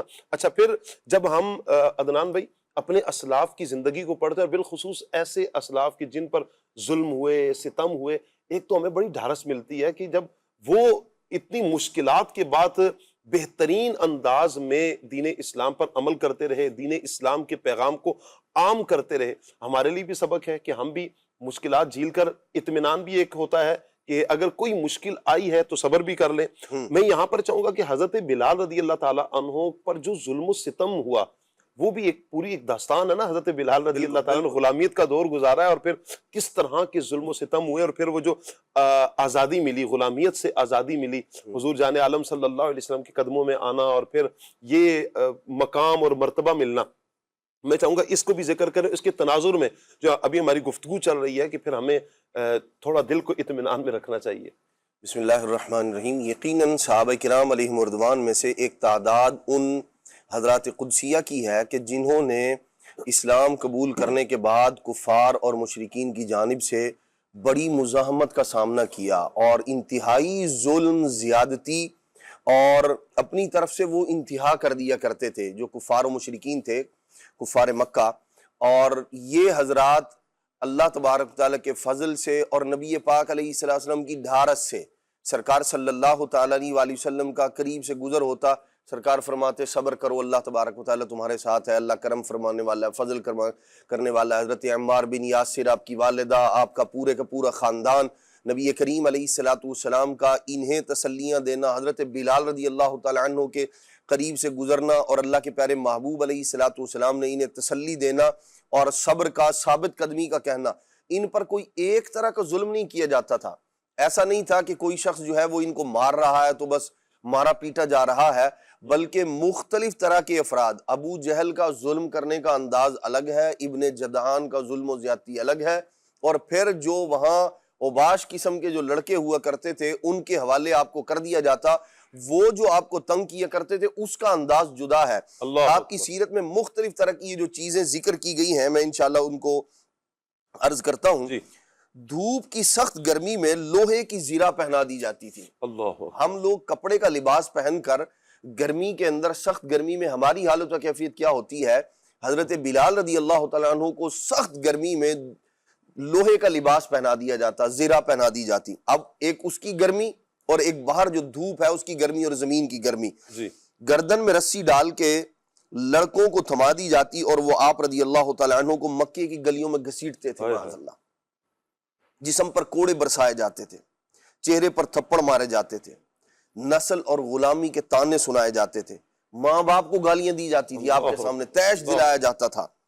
سخت دھوپ میں ننگے بدن لٹا کر اوپر بھاری چکی یا پتھر رکھ دیا جایا کرتا تھا، اسی طرح آپ کو لٹا کر اوپر پتھروں کا ڈھیر لگا دیا جایا کرتا تھا، بھوکا پیاسا رکھا جاتا تھا۔ علمان والحفیظ، آگ جلا کر انہیں اوپر لٹا دیا جاتا تھا۔ سخت گرمی میں گائے، بیل یا اونٹ کی کھال میں لپیٹ کے دھوپ میں ڈال دیا جایا کرتا تھا، رسیوں میں باندھ دیا جاتا تھا، ہاتھ اور پاؤں میں کیلیں گاڑ دی جایا کرتی تھی، اور اسی طرح مار مار کر، ظلم زیادتی کر کے دین حق کو ترک کرنے کا کہا جایا کرتا تھا، قتل کی دھمکیاں دی جایا کرتی تھی۔ اتنا کچھ کرنے کے باوجود بھی حضرت سیدنا بلال رضی اللہ تعالیٰ عنہ ہمیشہ اللہ کی وحدانیت کی گواہی دیا کرتے تھے اور اپنے اسلام پر، ایمان پر ثابت قدم رہا کرتے تھے۔ اور نبی کریم صلی اللہ تعالیٰ علیہ وآلہ وسلم کا بھی جب کبھی گزر ہوتا تھا تو اللہ کے پیارے محبوب علیہ السلام بھی انہیں تسلی دیا کرتے تھے۔ یہ وہ صحابہ کرام علیہم رضوان ہیں، یہ تو ایک صحابی رسول کا ہم ذکر کر رہے ہیں، اس طرح کے ظلم و زیادتی برداشت کرنے والے بہت سارے صحابہ کرام علیہم رضوان ہیں، جن کی سیرت، جن کا انداز زندگی ہمیں یہ پیغام دے رہا ہے کہ باوجود اتنے ظلم و زیادتی کے وہ لوگ اسلام پر کاربند تھے، ایمان پر ثابت قدم تھے۔ ہمیں بھی چاہیے دنیا میں آنے والی مشکلات اور اسلام کے لیے اس طرح دکھایا ستایا جائے فی زمانہ، ایسا جو ہے وہ ہمارے ساتھ معاملہ نہیں۔ ہم تو یوں کہہ لیں کہ اگر اپنے اعتبار سے دیکھتے ہیں تو ناز و نعم کے پالے اور ہر طرح کی نعمتوں سے مالا مال، اس جو گرمی اور وہاں کا جو معاملہ تھا اس کے مقابلے میں اب تو اگر کوئی شخص کسی کو نیکی کی دعوت دینے کے لیے جاتا ہے، اسلام کی دعوت دینے کے لیے جاتا ہے، تو لوگ ہار پہناتے ہیں، استقبال کرتے ہیں اور دیگر اس طرح کے معاملات۔ یوں وہ ایسا نہیں ہے کہ کسی کو پتھر مارے جا رہے ہوں۔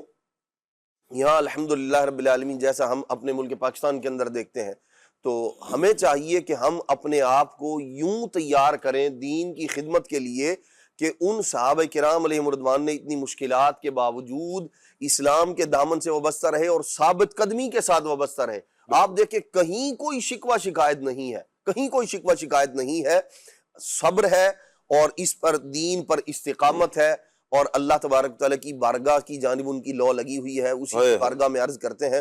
تو ہمیں بھی چاہیے کہ دنیا میں آنے والی پریشانیاں، مصائب، آلام، آزمائشیں، اس پر شور کرنے کی بجائے، واویلا کرنے کی بجائے، یا اسی طرح جو ہے وہ شکوہ و شکایت زبان پر لانے کی بجائے صبر سے کام لیں، کچھ دن کی مشقت ہے، اس کے بعد اللہ کریم آسانی پیدا فرمانے والا ہے۔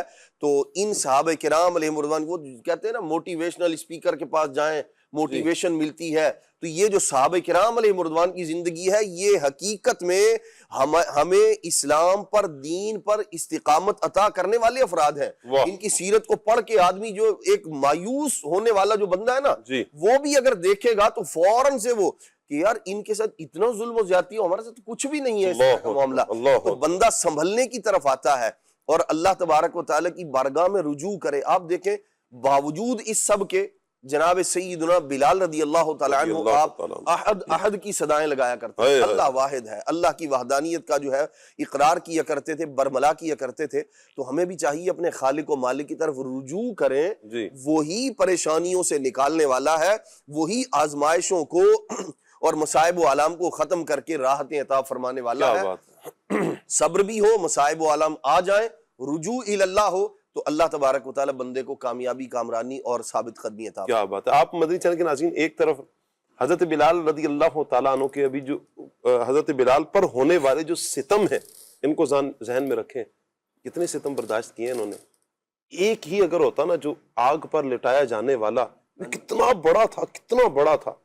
ایک ہلکی سی چنگاری اپنے بدن پہ لگتی ہے نا تو تل ملا اٹھتے ہیں، ہم بے قرار ہو جاتے ہیں، پریشان ہو جاتے ہیں۔ یہ آج کل جو گرمی کا موسم ہے، اس میں ذرا باہر جائیں تو کہتے ہیں نا 14 طبق روشن ہو جانا، یہ 14 طبق روشن ہو جاتے ہیں ہمارے وہاں۔ تو عرب کا صحرا ہے، تپتی ریت ہے وہاں پر، ریت جب تپ رہی ہے سورج کی گرمی سے، اور پھر وہاں پر آپ کو لٹایا بھی جا رہا ہے، آپ کو زرہ بھی پہنائی جا رہی ہے، لوہے کی زرہ بھی پہنائی جا رہی ہے، اور پھر جو اباش لڑکے ہیں جو آپ کے ساتھ مکے کی گلیوں میں آپ کو گھسیٹ رہے ہیں، کبھی کس طرح کا ستم، کبھی کس طرح کا ستم، اور پھر آپ کا عشق رسول تو دیکھیں، آپ کا سوز تو دیکھیں، آپ کا کمال تو دیکھیں کہ پھر اس ساری کیفیت میں بھی حضور کو نہیں چھوڑ رہے ہیں۔ یہاں پر اس کو ذہن میں رکھ کر، اور پھر اگر ہم یہ شعر پڑھیں، جاہو جلال دو نہ ہی مالو ملال دو، جاہو جلال دو نہیں مالو منال دو،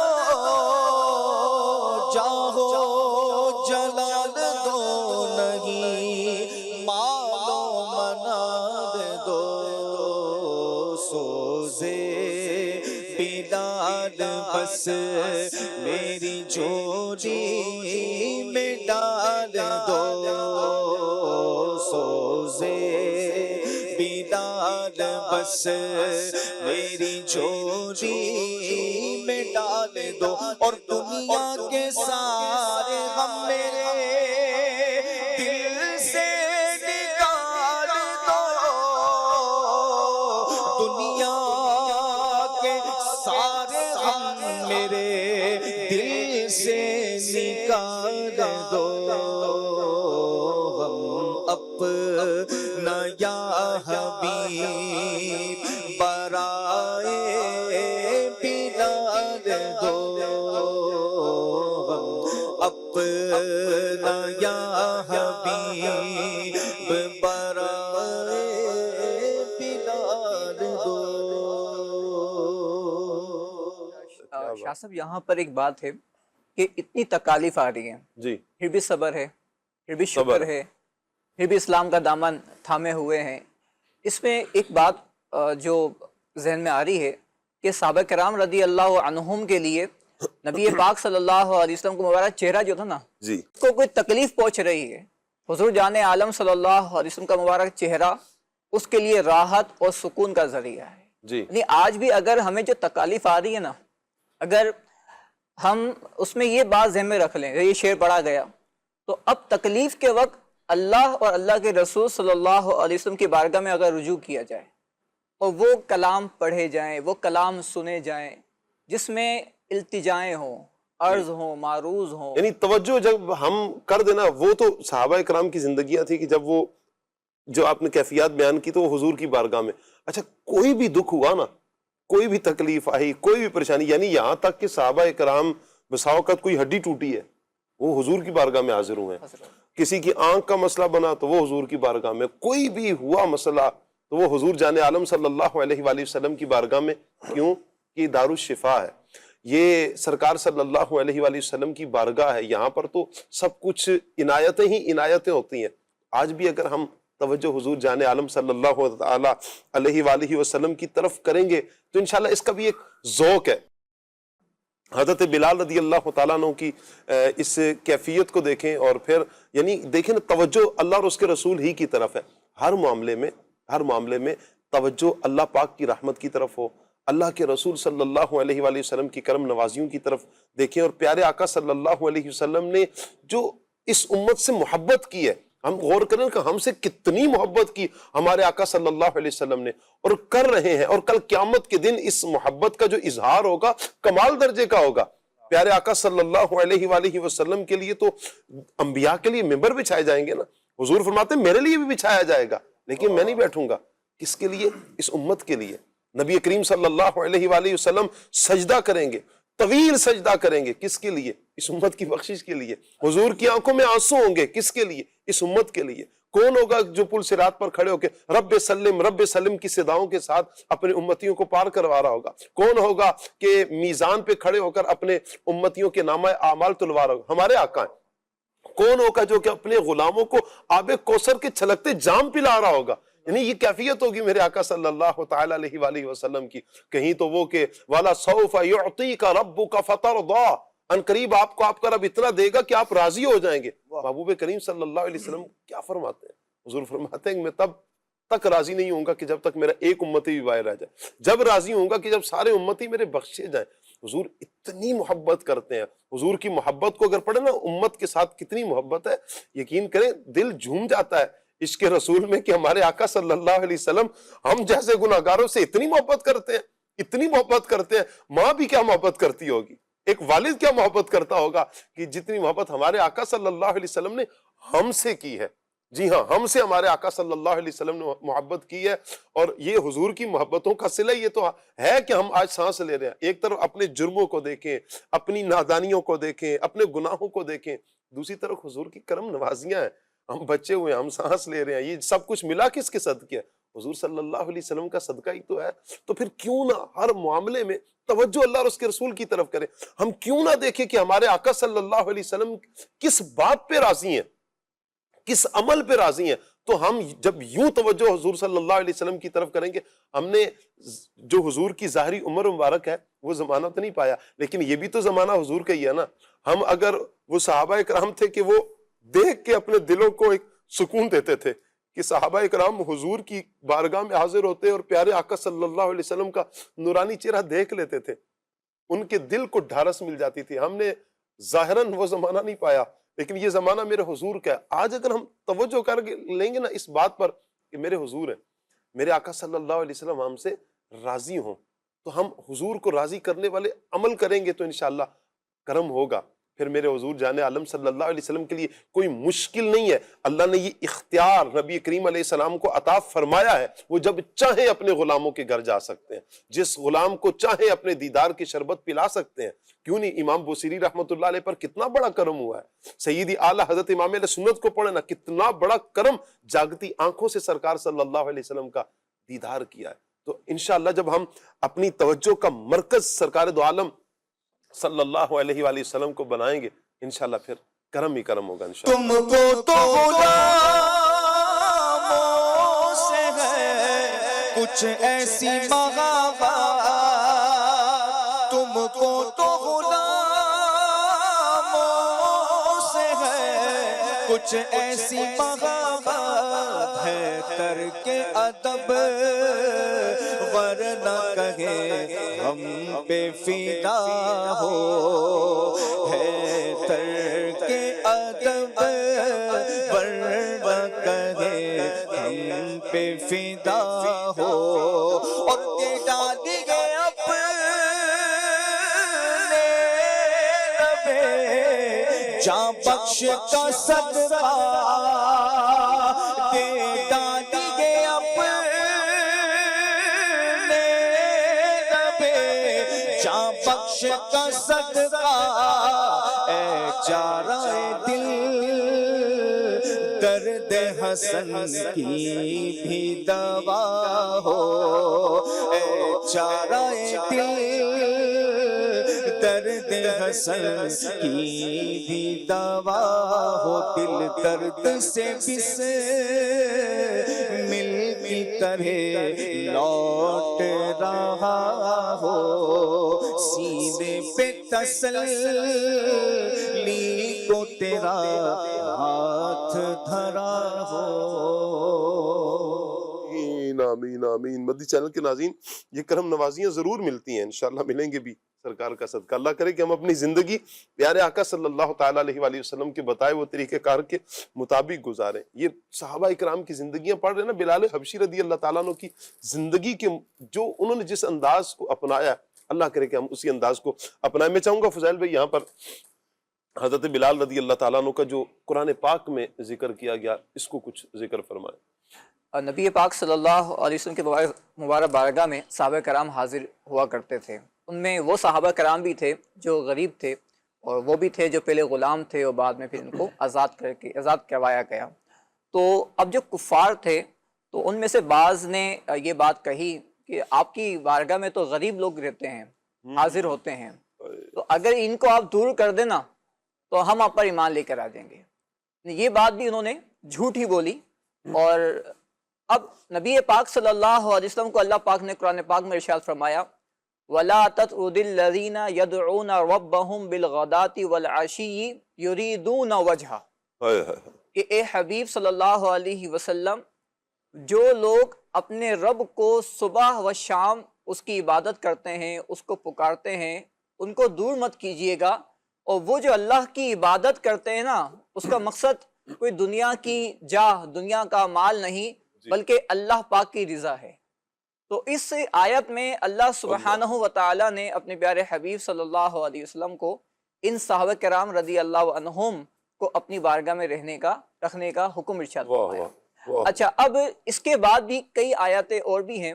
ایک آیت میں یہ بھی ارشاد فرمایا کہ اے حبیب صلی اللہ علیہ وسلم، آپ ان سے انس رکھیے، یعنی ان پر اور شفقت فرمائیے، وہ لوگ جو اللہ کی عبادت کرتے ہیں صبح و شام اور اللہ کی رضا کے لیے۔ اب صحابہ کرام رضی اللہ عنہم کا انداز دیکھیے، یہ کہتے ہیں کہ جب یہ آیات نازل ہوئی، یعنی پہلی والی جو آیات نازل ہوئی، تو ہمیں نبی پاک صلی اللہ علیہ وسلم نے بلایا اور ہم آپ کی بارگاہ میں آئے تو آپ یہ آیت تلاوت فرما رہے تھے، یعنی ان کی حوصلہ افزائی اللہ پاک نے فرمائی قرآن پاک کے ذریعے۔ اور پھر ایک اور آیت اللہ پاک نے نازل فرمائی اور جس میں یہ آپ سے مزید شفقت کرنے کا حکم ارشاد فرمایا۔ تو اب صحابہ کرام رضی اللہ عنہم کہتے ہیں کہ ہم نبی پاک صلی اللہ علیہ وسلم کی بارگاہ میں ایسے حاضر ہوتے تھے کہ حضور ہمیں اپنے قریب بٹھایا کرتے تھے، یہاں تک کہ کہا گیا کہ حضور کے جو مبارک گھٹنے ہوتے تھے نا، وہ ان صحابہ کرام کو مزید شفقت عطا فرماتے تھے، کرم فرمایا کرتے تھے، یعنی وہ گھٹنے حضور کے گھٹنوں سے ملا کرتے تھے۔ اور ایک اور صحابی کہتے ہیں کہ حضور صلی اللہ علیہ وسلم اس وقت تک تشریف لے کے نہیں جاتے تھے جب تک ہم آپ سے کسی کام کی وجہ سے اجازت نہیں لے لیا کرتے تھے۔ یعنی ایسی شفقت، ایسا کرم حضور صلی اللہ علیہ وسلم نے ان پر فرمایا۔ یعنی آج کے دور میں بھی اگر ہم دیکھیں تو جو ملازم ہوتے ہیں، جو گھر کے خادم ہوتے ہیں، تو ان کے ساتھ ایک الگ معاملہ ہوتا ہے، لیکن نبی پاک صلی اللہ علیہ وسلم تو سب سے بڑھ کر شفیق ہیں۔ یعنی آپ تو وہ لوگ جو جن کو اللہ پاک نے مال دیا ان پر بھی شفیق ہیں، اور جن کو اللہ پاک نے غربت عطا فرمائی، جو غریب رہے یا جو غلام تھے، ان کو بھی حضور صلی اللہ علیہ وسلم نے خاص طور پر شفقت فرمائی، اور محفل کے اندر، یعنی محفل کے اندر بھی ان کو خاص مقام عطا فرماتے تھے، یعنی آگے بٹھانا، قریب بٹھانا، پھر ان پر خاص نظر کرم فرمانا۔ یہ مان دینا نا، عزت دینا، شفقت فرمانا، یہ میرے حضور کا ہی خاصہ ہے۔ اللہ اللہ، کہ غلاموں کو، یعنی کہ شروع میں مدنی چینل کے ناظرین جو میں نے انٹرو میں بات کی، غلامیت کا دور کتنا عجیب دور تھا، جس دور میں غلام ہوا کرتے، غلام بکا کرتے، انسانوں کی منڈی لگا کرتی تھی، کتنی بڑی تذلیل تھی انسان کی۔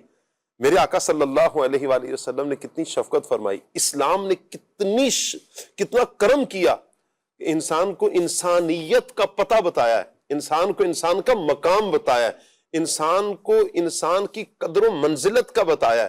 اتنا بڑا یہ اسٹیٹس ہے انسان کا، یہ اور پھر آپ دیکھیں کہ وہ غلام جن کے ساتھ وہ ایک نامناسب سلوک کیا جاتا، اتنے ستم کیا جاتے، اور جب حضور کی بارگاہ میں آتے ہیں کریم کی بارگاہ میں آتے ہیں اور کریم کیسے کریم ہے، کتنا کرم فرماتے ہیں، میرے آقا لجپال آقا صلی اللہ علیہ وسلم کے ان غلاموں کو اپنے قریب بلاتے ہیں، ان سے پیار فرماتے ہیں، انہیں اتنا قریب کیا، اتنے قریب کیا کہ گھٹنے مس ہونے لگے، اور وہ یوں کہیں کہ اتنا یہ قربت ہے نا، پیارے آقا صلی اللہ علیہ وسلم نے انہیں اپنے قریب بٹھایا۔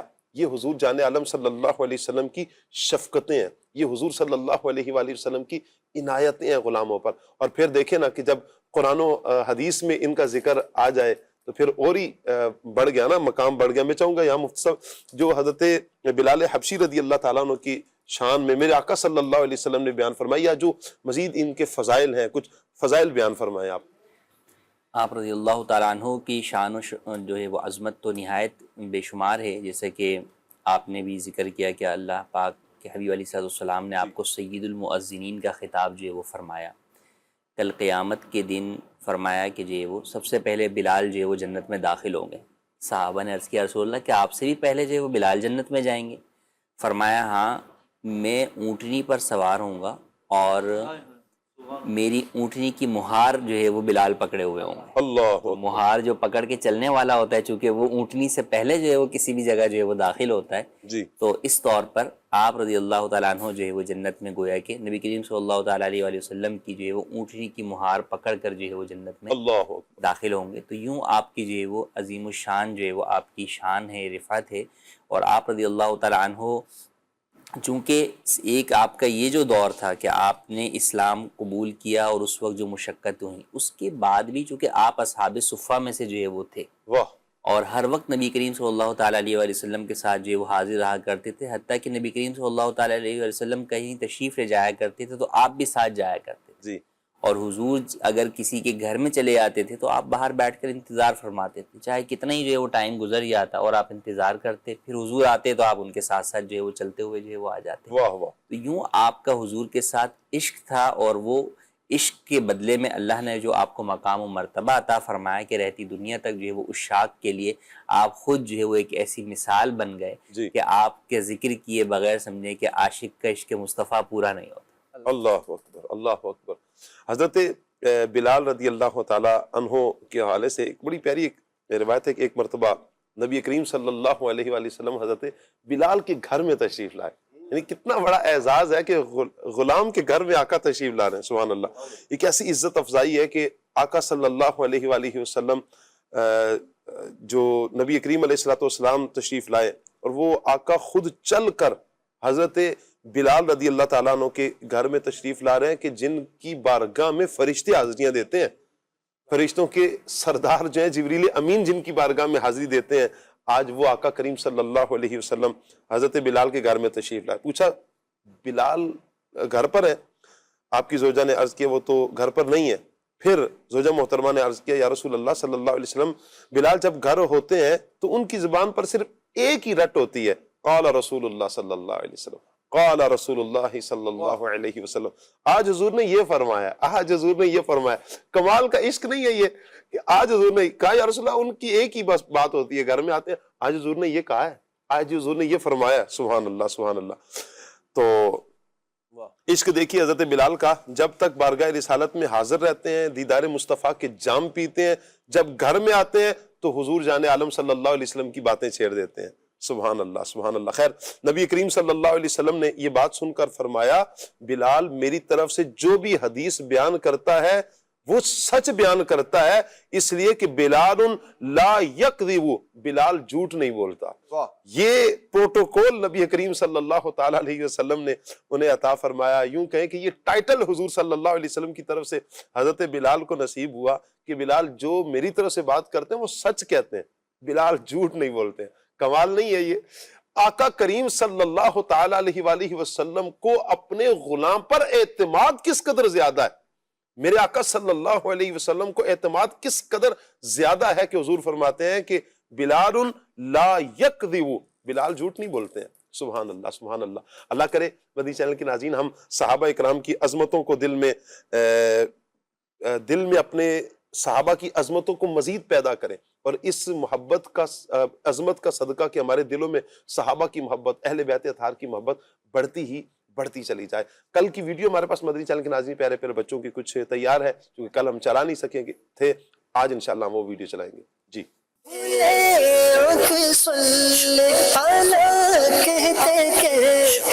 میرا نام محمد آرین اتاری ہے، میں سیالکوٹ پنجاب سے بات کر رہا ہوں. ہمارے پیارے نبی حضور اکرم صلی اللہ علیہ وسلم کا روضہ مبارک مدینہ منورہ میں ہے. صلی اللہ علیہ وآلہ وسلم کا مزار مدینہ منورہ میں ہے. میرا نام ایمان فاطمہ ہے، میں ڈابر پنڈی سے بات کر رہی ہوں. ہمارے پیارے نبی کا روزہ مبارک مدینہ پاک میں ہے. میرا نام دعا فاطمہ ہے، میں نبی کے روزہ مبارک مدینہ شریف میں ہے. میرا نام احمد حسن ہے، ہمارے پیارے نبی صلی اللہ علیہ وسلم کا روزہ مبارک مدینہ منورہ میں ہے. آپ صلی اللہ علیہ وآلہ وصحبہ وسلم کا روزہ مبارک مدینہ منورہ میں ہے. ہمارے پیارے نبی کا روزہ مدینہ منورہ میں ہے. میرا نام بریرہ ہے، میں شہر گجرات سے بات کر رہی ہوں. آج کے سوال کا جواب ہے مدینہ شریف. ہمارے پیارے نبی صلی اللہ علیہ وسلم کا روزہ مبارک مدینہ منورہ میں ہے. ہمارے پیارے نبی کا روزہ مبارک مدینہ منورہ میں ہے. پیارے آقا کا روزہ مدینے میں ہے. ہمارے پیارے نبی حضرت محمد صلی اللہ علیہ وسلم کا روزہ مبارک مدینہ منورہ میں ہے. میرا نام زین العابدین ہے، پیارے نبی صلی اللہ تعالیٰ علیہ وآلہ وسلم کا روزہ مبارک مدینۃ المنورہ میں ہے. میرا نام شاکر ہے، میں چٹائی میں رہتا ہوں، مدینہ شریف. میرا نام احمد رضا تالی ہے، حضور صلی اللہ علیہ وسلم کا روزہ مبارک مدینہ منورہ میں ہے. ہمارے پیارے نبی کا روزہ مبارک مدینہ منورہ میں ہے. کنیز فاطمہ نبی کا روزہ مدینے میں ہے. حضور پاک کا روزہ مدینے میں ہے. میرا نام عبد الرحمان ہے، میں ملتان سے بات کر رہا ہوں. ہمارے پیارے نبی صلی اللہ علیہ وسلم کا روزہ مبارک مدینہ منورہ میں ہے. صلی اللہ علیہ وسلم کا روزہ مدینہ منورہ میں ہے. ہمارے پیارے نبی کا روزہ مبارک مدینہ منورہ میں ہے. ہمارے پیارے نبی صلی اللہ علیہ وسلم کا روزہ مدینے میں ہے. محمد مدثر خواجہ اعلیٰ سندھ سے ہمارے پیارے نبی کا روزہ مبارک مدینہ منورہ میں ہے. ہمارے پیارے نبی کا روزہ مدینہ پاک میں ہے. ماشاءاللہ ماشاءاللہ، کیا بات ہے پیارے پیارے بچوں کی. اللہ پاک سب بچوں کو سلامت رکھے، دونوں جانوں کی بلائیاں عطا فرمائے. آج کا سبق بھی انشاءاللہ ہم لیں گے، جو آپ بچوں کی ویڈیوز جو آپ نے بھیجی ہیں انشاءاللہ ہم کچھ دیر میں آج کا سبق بھی جو دیا ہے آج انشاءاللہ ہم بچوں کی ویڈیو لیں گے. اچھا مجھ صاحب، یہاں پر ایک سوال ہے. بعض اوقات لوگوں سے سننے میں آتا ہے، یعنی کہ عوام میں یہ رائج ہے کہ حضرت بلال رضی اللہ تعالیٰ عنہ کی زبان میں لکنت تھی، انہیں ایک مرتبہ فجر کی اذان دینے سے روک دیا گیا، تو پھر فجر ہوئی ہی نہیں، مطلب رات ہی رہی کہ حضرت بلال کو روک دیا گیا، جبکہ فجر کی اذان تھی. فجر کی اذان تھی، پھر رات نہیں ہوئی. اس کی کیا حقیقت ہے؟ دیکھیں، روایات وغیرہ کے اندر اس طرح کی باتیں لوگ جو ہے وہ بس اوقات فضائل میں کسی کے لیے بھی بیان کر دیتے ہیں یا زبان زد عوام ہو جاتی ہیں، لیکن حقیقت یہ ہے کہ روایت یا فضیلت کے اندر ہمیشہ وہی بات بیان کرنی چاہیے جو مستند طریقے سے ثابت ہو. ہمیں کسی بھی بزرگ کی فضیلت کو بیان کرنے کے لیے جھوٹی یا من گھڑت جو ہے وہ روایت کا سہارا ہرگز نہیں لینا چاہیے، اور اس سے ان کی کوئی شان بڑھتی نہیں ہے، کیونکہ جو ان کی عرفہ و اعلیٰ شانیں ہیں وہ ویسے ہی جو ہے وہ ثابت ہیں اور مستند چیزوں سے ثابت ہیں. تو یہ جو روایت اور یہ جو واقعہ بیان کیا جاتا ہے یہ من گھڑت واقعہ ہے اور موضوع روایت ہے، اس کا کوئی حقیقت سے تعلق نہیں ہے. ایسا کوئی بھی معاملہ نہیں ہوا، تو ایسا روایت میں کہیں بھی ایسا کوئی ذکر نہیں ملتا. اچھا صاحب، خصوصیت کے ساتھ ایک اور بات بھی کی جاتی ہے حضرت بلال رضی اللہ تعالیٰ عنہ کے رنگ کے حوالے سے، تو اس کو بھی لے کر بڑی عجیب عجیب باتیں کی جاتی ہیں. تو کیا رنگ کے حوالے سے؟ تو یہ کہ اہل عرب جو ہے نا، عرب جو ہے وہ چونکہ بہت زیادہ جو ہے وہ فیر کلر والے جو ہے وہ ہوا کرتے تھے جی، جبکہ اس کے مقابلے میں جو عجم ہیں تو اجمیوں کا کلر جو ہے وہ عرب کے مقابلے کے اندر تھوڑا سا دبتا ہوا جو ہے وہ ہوتا تھا جی. تو اسی اچھا پھر اس کے اندر جو یہ غلام جو ہوتے تھے یہ محنت و مشقت اتنے زیادہ جو ہے وہ بیچارے کیا کرتے تھے، اور جو ہے وہ پھر عرب کی گرمی آپ سمجھ جائیں گے، یعنی کہ ہمارے ہاں بھی آپ دیکھیں کہ جن علاقوں میں گرمی ہوتی ہے تو ویسے آدمی صاف ستھرا آدمی بھی جلس سا جاتا ہے نا جی۔ تو یوں یہ ساری چیزیں جو ہے وہ تھیں۔ تو حضرت بلال حبشی رضی اللہ تعالیٰ عنہ، حبشی جو ہے وہ اس کا تعلق لوگ جو ہے وہ حبشی کو کالے رنگ کے ساتھ یا اس سے جوڑ دیتے ہیں، ایسا نہیں ہے۔ حبشی تو چونکہ حبشہ کے رہنے والے تھے، اچھا وہ حبشہ کے رہنے والے بھی آپ نہیں تھے، آپ کے آباء و اجداد تھے۔ آپ کی پیدائش تو مکے میں ہی جو ہے وہ ہوئی، آپ کی پیدائش مکے میں ہوئی، آپ کا خاندان چونکہ جو ہے وہ پیچھے سے ہی جو ہے وہ غلامی کی زندگی گزارتا ہوا آ رہا تھا، تو جو غلام ہوتا ہے آگے اس کی اولاد بھی جو ہوتی ہے وہ بھی غلامی جو ہے ہوتی ہے، جب تک کہ آزادی جو ہے وہ نہ ہو جائے کسی بھی نسل کے اندر۔ تو لہٰذا تو اس اعتبار سے تو آپ کا خاندان یا آپ کا پچھلے آباء و اجداد وہ حبشہ سے تھے، آپ خود مکے میں جو ہے وہ ہوئے، تو یوں حبشہ سے تعلق رکھنے کی وجہ سے آپ جو ہے وہ حبشی جو ہے وہ کہلائے۔ لیکن اس سے لوگوں نے سمجھ لیا کہ جناب حبشی ہمارے ہاں جو ہے وہ کالے کلر کو یا بہت زیادہ سیاہ کلر کو، یا جیسے آپ یوں سمجھیں کہ ہمارے ہاں جو ہے وہ ہم اپنے دور کی بات کریں تو افریقنس کو جو ہے وہ لوگ اس طرح جو ہے وہ کہتے ہیں، تو ضروری نہیں ہر افریقنس جو ہے وہ ایسے ہی ہوں، تو مختلف جگہوں کے اعتبار سے رنگت ہوتی ہے، کہیں کم کہیں زیادہ۔ تو ایسا نہیں ہے کہ آپ کا رنگ بہت زیادہ جو ہے وہ سیاہ تھا، ہاں آپ کا رنگ جو ہے وہ گندمی تھا، اور گہرا گندمی جو ہے وہ رنگ جو ہے وہ تھا۔ تو یہ آپ پاک و ہند کے بھی کئی علاقے کے رہنے والے جو ہیں تو ان کا رنگ اہل عرب کے مقابلے میں، یا اگر ہم اپنے یہاں جیسے بات کریں تو جیسے پٹھان ہیں تو ان کا رنگ الگ جو ہے وہ کھلتا ہوا جو ہے وہ ہوتا ہے، جبکہ اس کے مقابلے میں جو باقی اقوام ہیں ان کے رنگ جو ہے وہ الگ ہوتے ہیں، تو وہ تھوڑا سا جو ہے وہ دبتا ہوا جو ہے وہ کلر ہوتا ہے فیئر کلر کے مقابلے میں۔ تو اس اعتبار سے اس طرح کا جو ہے وہ کلر تھا، تو اس کو مکمل طور پہ اس سے تعبیر کرنا، یا بسا اوقات لوگ مذاق کے اندر جو ہے وہ کسی اس طرح کے رنگت والے کو جو ہے وہ اس طرح کا طعنہ و طنز کرنا، تو یہ ہرگز مناسب جو ہے وہ نہیں ہے، بلکہ سامنے والے کو آپ کے اس طریقے کے طنز سے تکلیف پہنچتی ہے تو آپ کے لیے ایسا تکلیف دینا بھی گناہ ہے۔ اچھا مصعب، کیا جب اس طرح کی بات کی جا رہی ہوتی ہے تو یہ شان گھٹانے والے الفاظ تو نہیں ہیں؟ یہ دیکھیے اب اس میں تو ڈیپینڈ کرتا ہے کہ وہ کس طور پہ بیان کیے جا رہے ہیں، کیونکہ کئی لوگ تو دیکھیں اس چیز کو بھی وہ فضائل میں ہی بیان کر رہے ہوتے ہیں، ٹھیک ہے، تو اس اعتبار سے بات وہی ہے کہ فضیلت میں بھی وہی چیز بیان کرنی چاہیے جو حقیقت سے تعلق رکھتی ہے، لیکن ہاں اگر کوئی خدا نہ خواستہ جو ہے وہ اس کو آپ کے اس اعتبار سے بیان کرے گا تو بالکل غلط ہے۔ اور بات یہ کہ اسلام کے اندر رنگت کا کوئی تعلق ہی نہیں ہے نا، جب جو حضور کا خطبہ حجۃ الوداع ہے وہ دیکھیں کتنا خوبصورت جو ہے وہ کہ اس میں فرمایا کہ جو ہے وہ عربی کو اجمی پر یا اجمی کو عربی پر کوئی فضیلت جو ہے وہ نہیں ہے۔ تو اسلام میں تو دار و مدار رنگت قبیلے پر یا کسی چیز پر ہے ہی نہیں، اسلام میں فضیلت کا مدار وہ تقوی ہے، اور نبی کریم صلی اللہ تعالیٰ علیہ وسلم کے مبارک زمانے کے اندر اگر آپ فضیلت کی بات کریں تو جس کو حضور کا جتنا قرب تھا اس کی اتنی جو ہے وہ اس کا جو ہے وہ مقام اور مرتبہ تھا، تو سب سے زیادہ قرب حضرت ابوبکر صدیق کو تھا، تو آپ سب سے جو ہے وہ افضل ترین جو ہے وہ قرار پائے، اور اسی طرح درجہ بدرجہ دیگر صحابہ کرام علیہم رضوان۔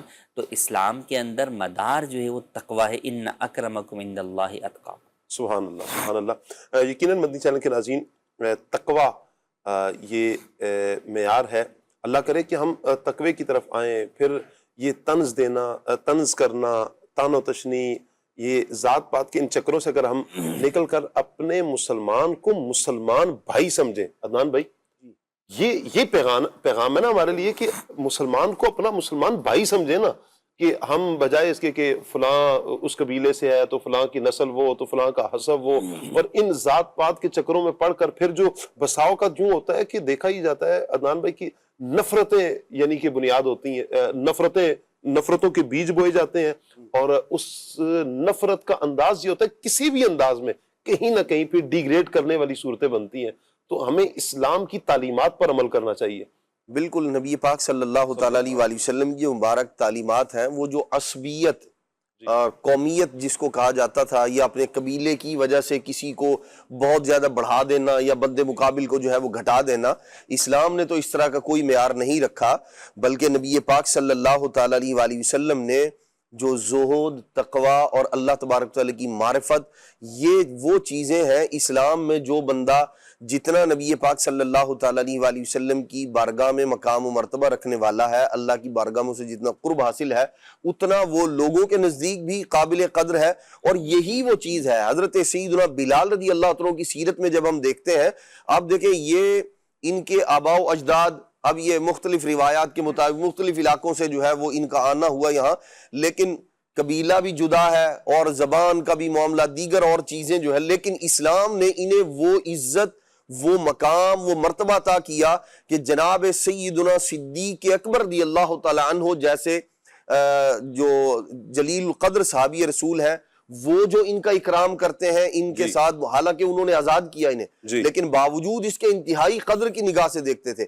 جناب سیدنا فاروق اعظم رضی اللہ تعالیٰ عنہ انہیں سیدنا کہا کرتے تھے، ہمارے سردار ہیں.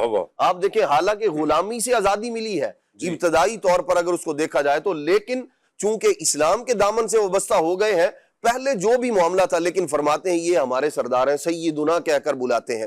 اسی طرح حضرت سیدنا بلال رضی اللہ تعالیٰ کی سیرت میں ہی جب ہم دیکھتے ہیں، آپ دیکھیں نبی پاک علیہ السلام نے وہ مقام، وہ مرتبہ ان کو عطا فرمایا ایمان اسلام کی بدولت کہ وہ قریش کے بڑے بڑے سردار نیچے کھڑے ہوئے ہیں، ایمان والے بھی، اور جو غیر مسلم تھے، جو کفار مکہ تھے، وہ بھی وہاں موجود تھے.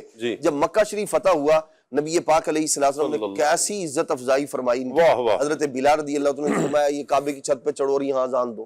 تو اس وقت وہ جو لوگ دیکھ رہے تھے، وہ جو عصبیت والا معاملہ تھا نا، انہوں نے کہا کہ یہ غلام ادھر کعبے کی چھت پہ کھڑا ہو کر اذان دے رہا ہے، ہم تو مر گئے.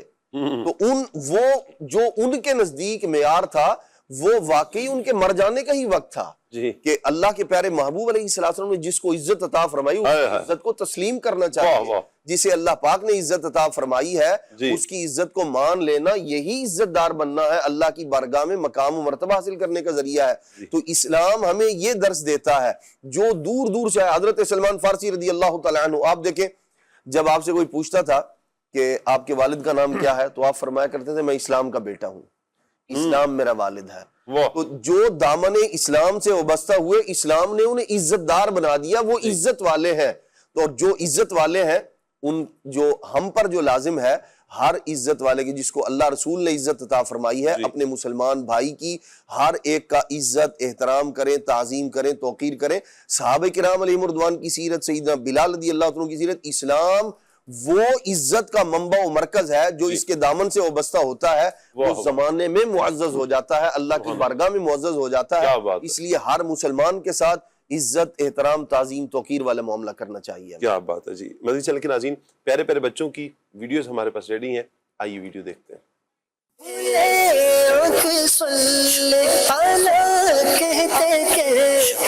ہمارے پیارے نبی صلی اللہ علیہ وسلم کی ظاہر عمر مبارک 63 سال تھی. میں عبد العلیم بیان خان پیش کر رہا ہوں. میں آج آپ کے سوال کا جواب دوں گا. ہمارے پیارے نبی صلی اللہ علیہ وسلم کی ظاہر عمر مبارک 63 سال تھی.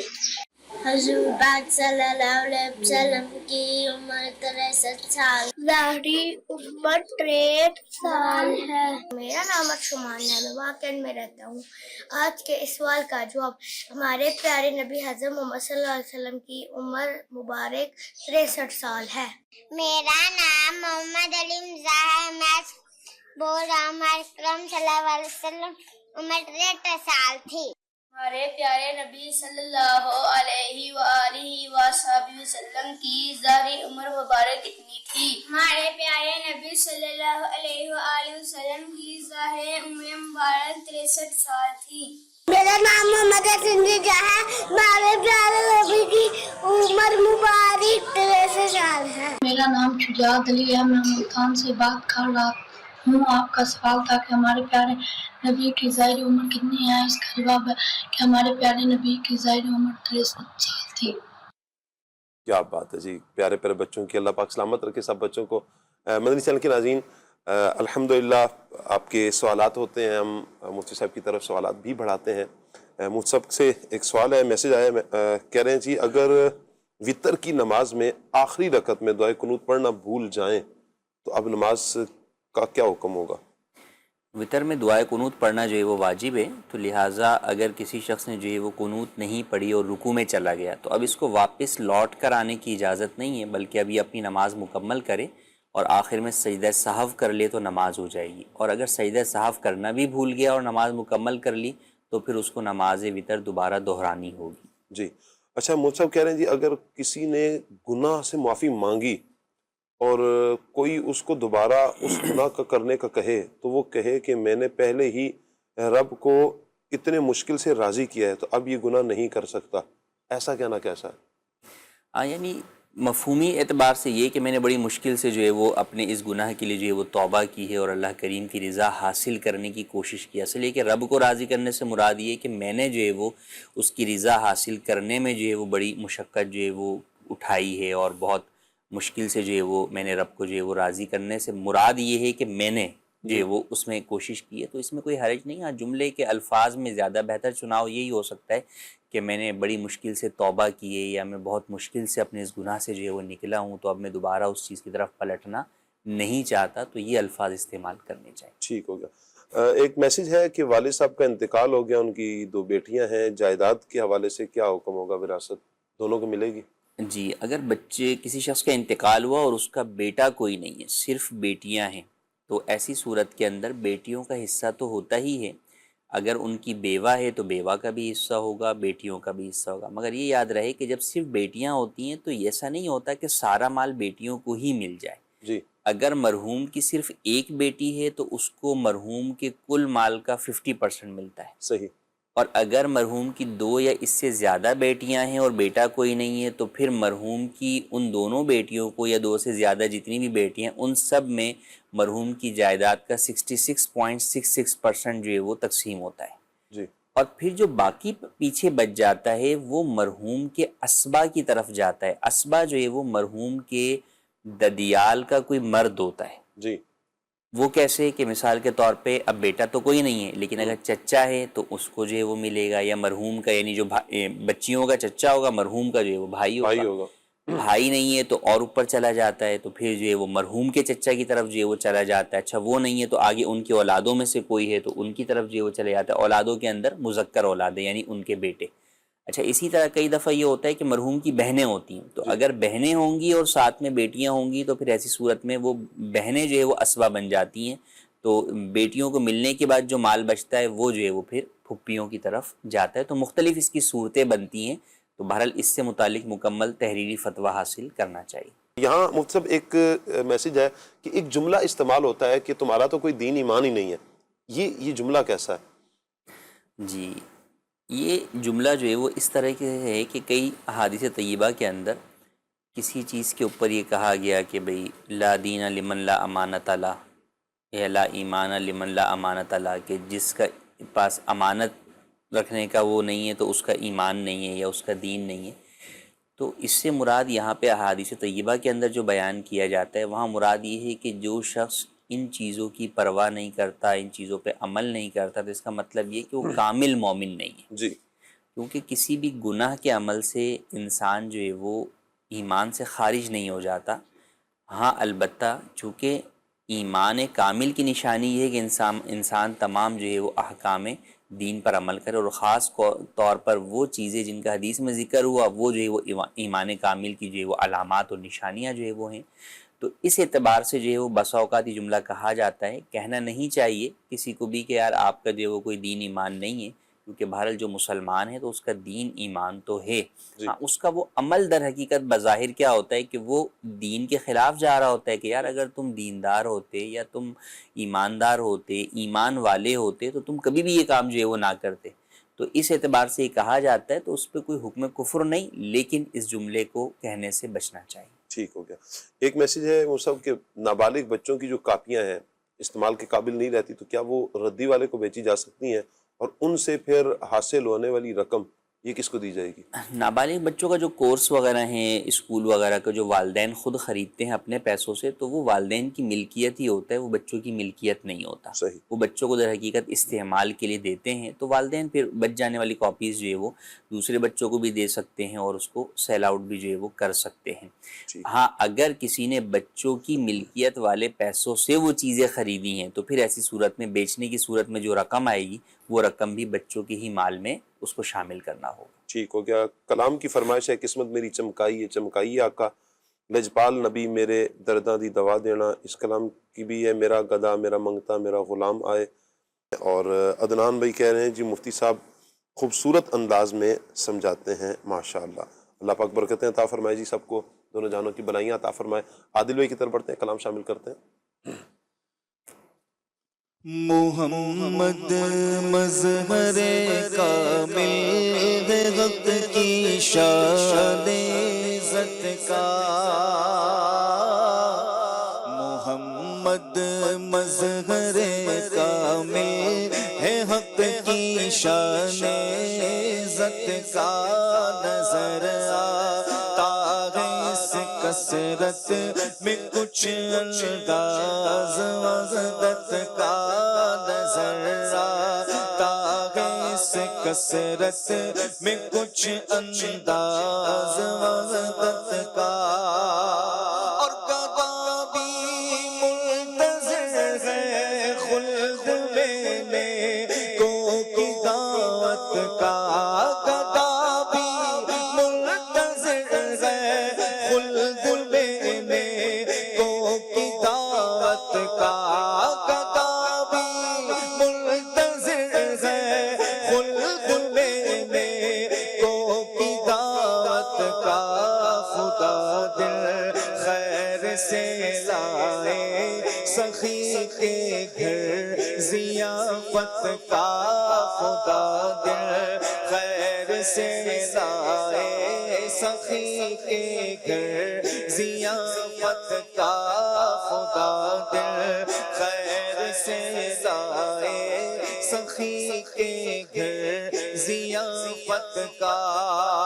اور جنہیں مرکد میں حشر امتی کہہ کر پکارو گے، جنہیں مرکد میں حشر امتی کہہ کر پکارو گے.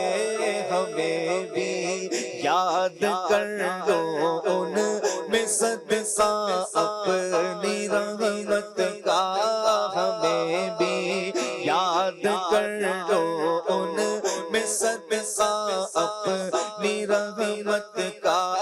محمد مظہر کامل ہے حق کی شان عزت کا. کرے نبی پر یہ عمر بیتے ہو ہم پہ لطف دوام ایسا، درے نبی پر یہ عمر بیتے ہو ہم پہ لطف دوام ایسا. مدینے والے کہے مقامی، مدینے والے کہے مقامی ہو ان کے در پر قیام ایسا. مدینے والے کہے مقامی ہو ان کے در پر قیام ایسا. بلال تجھے پر نثار جاؤ کہ خود نبی نے تجھے خریدا، بلال تجھے پر نثار جاؤ کہ خود نبی نے تجھے خریدا. نصیب ہو تو نصیب ایسا، نصیب ہو تو نصیب ایسا، نصیب ہو تو نصیب ایسا،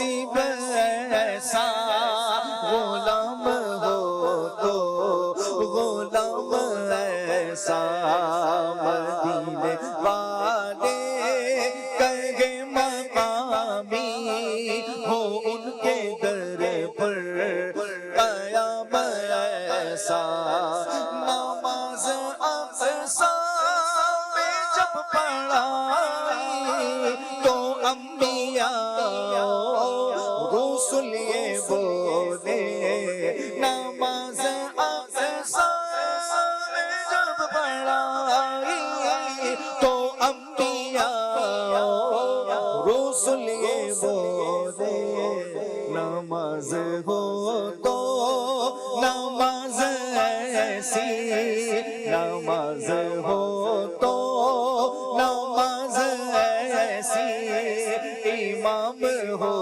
तो इमाम ऐसा नमाज हो तो नमाज ऐसी इमाम हो तो इमाम ऐसा मदीने वाले कहे मकामी मदीने वाले कहे मकामी हो उनके दर पर कयाम ऐसा हाल दिल किसको सुनाए आपके होते हुए हाल दिल किसको सुनाए आपके होते हुए क्यों किसी के दर पे जाए क्यों किसी के दर पे जाए आपके होते हुए मैं गुलामे मुस्तफा हूँ ये मेरी पहचान है मैं गुलामे मुस्तफा हूँ ये मेरी पहचान है गम मुझे क्यों कर सताए गम मुझे क्यों कर सताए आपके होते हुए गम मुझे क्यों कर सताए आपके होते हुए हाल दिल किसको सुनाए हाल दिल किसको सुनाए आपके होते हुए क्यों किसी के दर पे जाए आपके होते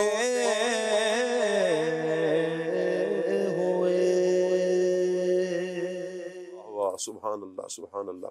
इकबाल ज़ई साहब हैं, इनका एक मैसेज है, कह रहे हैं जी नमाज में जब ख्याल किसी और तरफ मशगूल होता है तो उस वक्त जो किरात होती है ना उसकी आवाज़ कानों पर इसका पता चलता है ना ये याद होता है कि पिछली रकत में क्या पढ़ा।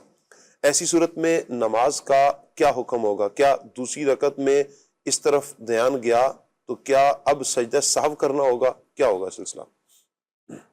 देखिए इसमें एक तो ये है कि आप इमाम के पीछे जो है वो खड़े होकर नमाज़ पढ़ रहे हैं और आपने जो है वो इमाम ने कौन सी सूरत तिलावत की ये बस औकात पता ही नहीं होता। अगर बाद में पूछें किसी से इमाम साहब ने पहली रकत कौन सी की या दूसरी तो वो नहीं याद होता। तो अगरचे ये चीज़ जो है वो नमाज के खुशू खुजू के ख़िलाफ़ है कि आप नमाज में जो है वो ख़यालात के अंदर गुम हैं और इबादत की तरफ तवज्जो नहीं है, लेकिन इसकी वजह से फ़ी नफ्सी ही नमाज हो जाएगी आपकी कि आपको क़िरात की हाजत ही नहीं थी, इमाम ने क़िरात की, आप पीछे जो है वो खड़े रहे। ایک یہ ہے کہ آپ خود تلاوت جو ہے وہ کر رہے ہیں اور اب آپ نے پہلی رکعت میں کون سی سورت تلاوت کی، اب دوسری میں جب آپ تلاوت کرنے کے لیے کھڑے ہو اب آپ کو یاد نہیں آ رہا ہے کہ یار پہلی میں نے کون سی تلاوت جو ہے وہ کی تھی. تو اب بسا اوقات وہ ترتیب کے لیے ضروری ہوتا ہے کہ ایسا تو نہیں کہ میں نے پہلی رکعت کے اندر ہی سورہ فلق پڑھی ہے اور اب میں سورہ اخلاص پڑھنے کے لیے جا رہا ہوں. تو سورہ اخلاص اب پڑھنا جو ہے وہ درست جو ہے وہ نہیں ہے. تو اب اس میں دو آپشنز ہیں، ایک یہ کہ آپ آخری سورت کی تلاوت کر لیں یعنی سورہ ناس کی تلاوت کر لیں، تو یہ ہوگا کہ بہرحال اگر پہلی میں آپ نے سورہ ناس بھی پڑھی ہے تو دوسری میں سورہ ناس جو ہے وہ آپ پڑھ سکتے ہیں، اور اگر آپ نے کوئی اور سورت تلاوت کی ہے تو بھی آپ سورہ ناس جو ہے وہ پڑھ لیں، تو اس صورت میں ترتیب کی خلاف ورزی نہیں ہوگی اور آپ کی نماز ہو جائے گی بلا کراہت. ٹھیک ہو گیا جی، اللہ پاک رحمت کی نظر فرمائے. عدنان بھائی، نبی کریم علیہ الصلوۃ والسلام کے وصال کے بعد ایک مرتبہ پھر حضرت بلال رضی اللہ تعالیٰ عنہ نے اذان مدینہ شریف میں دی تھی، چونکہ چلے گئے تھے یہ شام میں حضور کے وصال کے بعد. میں چاہوں گا اس واقعہ کو بیان فرمائیں. اللہ اکبر. حضرت سیدنا بلال رضی اللہ عنہ کی سیرت میں یہ یوں کہہ لیں ممتاز جو واقعات ہیں ان میں سے ایک واقعہ آپ کا نبی پاک صلی اللہ تعالیٰ علیہ وآلہ وسلم کی بارگاہ میں وہ حاضری کہ جس نے جو اہل مدینہ تھے ان کو اس زمانہ نبوی کی سرکار صلی اللہ تعالی وسلم کی ظاہری حیات مبارکہ کا جو زمانہ تھا اور اس وقت جو آپ کی اذان کی صدا آواز بلند ہوا کرتی تھی اس کی یاد تازہ کر دی تھی. اور اس کی وجہ بھی نبی پاک صلی اللہ تعالی علیہ وآلہ وسلم کا حضرت بلال رضی اللہ تعالی عنہ پر شفقت مہربانی فرمانا. یہ ملک شام چلے گئے تھے نبی پاک صلی اللہ تعالی علیہ وآلہ وسلم کے وصال مبارک کے بعد، وہاں جا کر جو ہے وہ آپ نے قیام اختیار کیا. تو کچھ عرصہ گزرا، چونکہ یہاں آنا نہیں ہوا تھا تو سرکار صلی اللہ تعالی علیہ وآلہ وسلم ان کے خواب میں تشریف لائے اور اللہ کے پیارے محبوب صلی اللہ تعالی علیہ وآلہ وسلم نے فرمایا ما ہذہ الجفوۃ یا بلال، اے بلال یہ کیا، اس کو جفوہ ویسے جو ہے نا اس کو کہا جاتا ہے بے رخی کو. تو یہاں نبی پاک صلی اللہ علیہ وسلم سے چونکہ ان کا ایک تعلق ہے تو یہ اعراض حاضری نہ دینے کا یہ کیا سبب ہے بلال، تم اتنے دور چلے گئے ہو.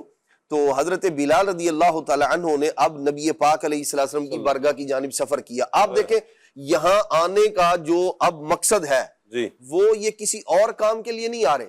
نبی پاک علیہ السلام کا یہ فرمانا اور حضرت بلال رضی اللہ تعالی عنہ کا ملک شام سے قصد کر کے نبی پاک علیہ السلام کے روضہ انور پر حاضری دینا یہ بتا رہا ہے کہ صحابہ کرام علیہ رضوان کا یہ مبارک انداز رہا ہے. وہ خاص نبی پاک علیہ السلام کے روضہ اطہر پر حاضری کی نیت سے بھی سفر فرمایا کرتے تھے، سفر کیا کرتے تھے اور حضور علیہ السلام کی بارگاہ میں حاضری دیا کرتے تھے. حضرت بلال رضی اللہ تعالیٰ عنہ حاضر ہوتے ہیں. جب یہاں آئے تو حضرت سیدنا عمر فاروق رضی اللہ تعالیٰ عنہ زمان اقدس ہے اور صحابہ کرام علیہ رضوان کی ایک تعداد موجود ہے مدینہ طیبہ میں.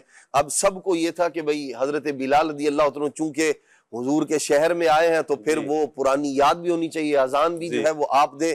تو جو ایک سما بندتا تھا اس زمانے میں اور آپ کی جو آواز کی بلندی تھی، اللہ اکبر، تو حضرت عمر فاروق رضی اللہ تعالیٰ عنہ نے عرض کی. ویسے آپ کے بارے میں یہ آتا ہے کہ آپ کی سیرت طیبہ میں آپ نے حضور علیہ السلام کے وصال مبارک کے بعد چند بار ہی اذان دی ہے، زیادہ جو ہے وہ اذان نہیں دی. تو ان چند میں سے ایک واقعہ یہ بھی ہے، آپ کی بارگاہ میں عرض کی کہ حضور وہ اذان ہی سنا دیں حضور کے زمانے والی تو آپ کا. اور پھر حضرت بلال کا جو اپنا ایک انداز تھا نبی پاک صلی اللہ تعالیٰ علیہ وآلہ وسلم کی زیارت کرنا، دیکھنا اور پھر وہ سوز و گداز بھری آواز میں اللہ تبارک و تعالیٰ کے نام کو بلند کرنا. اور پھر یہ یوں بھی ایک دیکھیں ایک کام کی ذمہ داری، کوئی آدمی ایک خود سے ایک نوکری ہے مثال کے طور پر جاب ہے بندے کی، اور ایک کوئی بڑے عہدے منصب والا بندہ کہے آپ نے یہ کام کرنا ہے. حضرت بلال وہ ہیں جنہیں اذان دینے کی ذمہ داری اللہ کے محبوب علیہ السلام نے عطا فرمائی ہے. تو یوں بھی بندہ جب بڑے آدمی کی جانب سے دنیاوی اعتبار سے ہم دیکھتے ہیں کوئی کام ذمہ لگتا ہے تو آدمی اس کو اس انداز سے اپنی جان و دل جو ہے وہ لگا دیا کرتا ہے. تو حضرت بلال رضی اللہ تعالیٰ عنہ کا جو مبارک انداز ہے وہ بھی ایسا ہی تھا کہ آپ رضی اللہ تعالیٰ عنہ اذان بھی پھر ایسے ہی انداز میں دیا کرتے تھے. تو حضور علیہ السلام نے ذمہ داری عطا فرمائی ہے تو پھر آپ نے اولاً تو چونکہ وہ منظر وہ ساری کی ساری چیز اور کیفیت وہ اب موجود نہیں تھی. بابا فرید کا وہ شعر ہے نا یہاں پر، گلیاں سنجیاں دسن مینوں اور ویڑا کھاون آوے، گلیاں سنجیاں دسن مینوں ویڑا کھاون آوے، غلام فریدہ اتھے کی وسنا جتھے ماہی نظر نہ آوے. ایک کیفیت اب تو یہ ہے کہ جہاں حضور نظر ہی نہیں آ رہے ہیں، اب کیفیت یہاں پر یہ ہے چونکہ سب حالت یہ ہے کہ حضور جان عالم صلی اللہ علیہ وسلم نہیں ہے نا. یہاں پر تو میں چاہوں گا عادل بھائی وہ شعر بھی سنا دینا، حکیمہ طبیبہ تے وس دی یہ گل نہیں. حکیمہ طبیب ساتھ پڑھ لیں، میں ساتھ پڑھتا ہوں. حکیمہ طبیبہ دے وس دی یہ گل نہیں، میرے روگ دا اور کوئی بھی حل نہیں. تو آ کے بھی کھا جا، تو آ کے بھی کھا جا او صورت پیاری، تو آ کے کھا جا او صورت پیاری. میں ڈھولا کرا بیٹھی جائے. حضرت بلال رضی اللہ تعالیٰ عنہ نے اول جو ہے نا وہ منع فرمایا کہ بھئی وہ کیف وہ سرور. اور پھر نبی پاک ایک بعض جو ہے وہ کتابوں میں یہ بات بھی مذکور ہے کہ آپ رضی اللہ تعالیٰ عنہ جب اشہد ان محمد اللہ پڑھا کرتے تھے تو سرکار صلی اللہ تعالیٰ علیہ وسلم کی زیارت سے بھی مشرف ہوا کرتے تھے، دیدار ظاہری نگاہوں سے کیا کرتے تھے.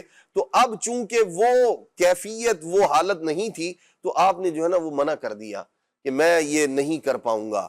تو حضرت عمر فاروق رضی اللہ تعالیٰ عنہ نے کہا کہ شہزادگان کریمین حضرت سیدنا امام حسن و امام حسین رضی اللہ تعالیٰ عنہما ان سے کہا گیا کہ آپ جو ہے نا وہ حضرت بلال سے کہیں تو یہ آپ کی بات نہیں ٹالیں گے. آپ دیکھیں سادات کرام کا ادب احترام، صحابہ کرام علیہ مردوان ان کی بات کو کیسے رکھا کرتے تھے. عمر فاروق رضی اللہ عنہ کو منع کر دیا، میں نہیں یہ کام کر پاؤں گا. اور جب دونوں شہزادوں نے کیا کہ چچا جان آپ تو اذان ہمیں سنا ہی دیجئے، تو اب حضرت بلال رضی اللہ عنہ دیکھتے تھے کہ نبی پاک علیہ السلام ان شہزادوں کی دل جوئی کیسے فرمایا کرتے تھے. کیسے ممکن تھا کہ حضرت بلال رضی اللہ تعالی عنہ ان دونوں شہزادوں کی بات کو ٹال دیتے. تیار ہو گئے، راضی ہو گئے. تو آپ رضی اللہ تعالی عنہ نے پھر اذان پڑھی، اللہ اکبر. وہ جو کیفیت اور جب پہلا جملہ آپ نے کہا اللہ اکبر اللہ اکبر، وہ نبی پاک علیہ السلام کے ظاہری زمانے کی یاد صحابہ کرام علیہ رضوان کے کانوں سے جب ان کی آواز ٹکرائی، وہی کیف، وہی سوز، وہی گداز. اب لوگ جو ہے نا وہ جوک در جوک، جیسے جیسے اذان کے کلمات آپ کہتے چلے جا رہے ہیں، لوگ جو ہے وہ آپ کی جانب متوجہ ہو رہے ہیں مسجد کی طرف. حضرت سیدنا بلال رضی اللہ تعالی عنہ کے بلاوے کو لبیک کہتے ہوئے صحابہ کرام علیہ رضوان کا آنا ہو رہا ہے. اور پھر آپ دیکھیے حضرت بلال رضی اللہ تعالیٰ، بعض روایات میں یہ ہے، بعض کتابوں میں اذان مکمل نہیں کر پائے تھے، اور بعض میں یہ ہے کہ آپ جو ہے وہ آپ پر غشی طاری ہوئی اور بے ہوش ہو کر زمین پر تشریف لے آئے.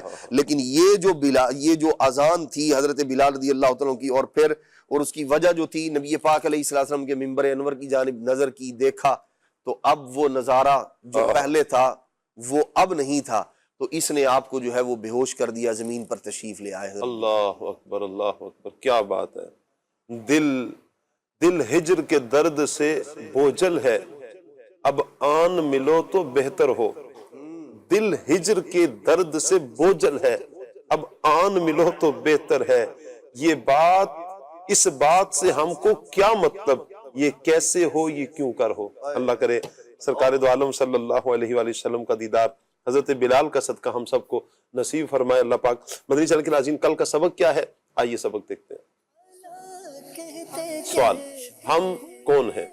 سوال، ہم کون ہیں؟ اس کا جواب، ہم مسلمان ہیں. ہم مسلمان ہیں. اللہ پاک سے دعا ہے اللہ پاک آج کا یہ پروگرام اپنی بارگاہ میں قبول فرمائے. دوران پروگرام اگر ہم سے دانستہ طور پر، غیر دانستہ طور پر کوئی غلطی سرزد ہوگی، اللہ پاک اپنی رحمت سے ہماری خطاؤں سے درگزر فرمائے. اللہ پاک آپ کے مزار پر اپنی کروڑہا رحمتیں نازل فرمائے. آپ کے فیضان سے اللہ پاک ہمیں بھی ہماری نسلوں کو مستفیض فرمائے. آمین بجاہ خاتم النبیین صلی اللہ علیہ وسلم. سبحانک اللہم و بحمدک، اشہد ان لا الہ الا انت، استغفرک و اتوب الیک. بڑھتے ہیں صلاۃ والسلام کی طرف. تاجدار حرم شہنشاہ دی، تم پہ گردن کروڑوں درود و سلام ہو، کرم مجھ پہ یا سید المرسلین تم پہ گردم کروڑوں درود و سلام تم پہ گردم کروڑوں درود و سلام کوئی حسن عمل پاس میرے نہیں پھنس نہ جاؤ قیامت میں مولا کہیں اے شفیع امم لا اجر رکھنا تمہیں اے شفیع امم لا اجر رکھنا تمہیں تم پہ گردم کروڑوں درود و سلام اب بلا لو مدینے میں عطار کو اب بلا لو مدینے میں عطار کو اپنے قدموں میں رکھ لو گناہگار کو کوئی اس کے سوا آرزو ہی نہیں کوئی اس کے سوا آرزو ہی نہیں تم پہ گردم کروڑوں درود و سلام تم پہ گردم کروڑوں درود و سلام تاجدار حرم اے شہنشاہ دین تم پہ گردم کروڑوں درود و سلام تم پہ گردم کروڑوں درود و سلام کھلے آنکھ صلی اللہ کہتے کہتے کھلے آنکھ صلی اللہ کہتے کہتے کھلے آنکھ صلی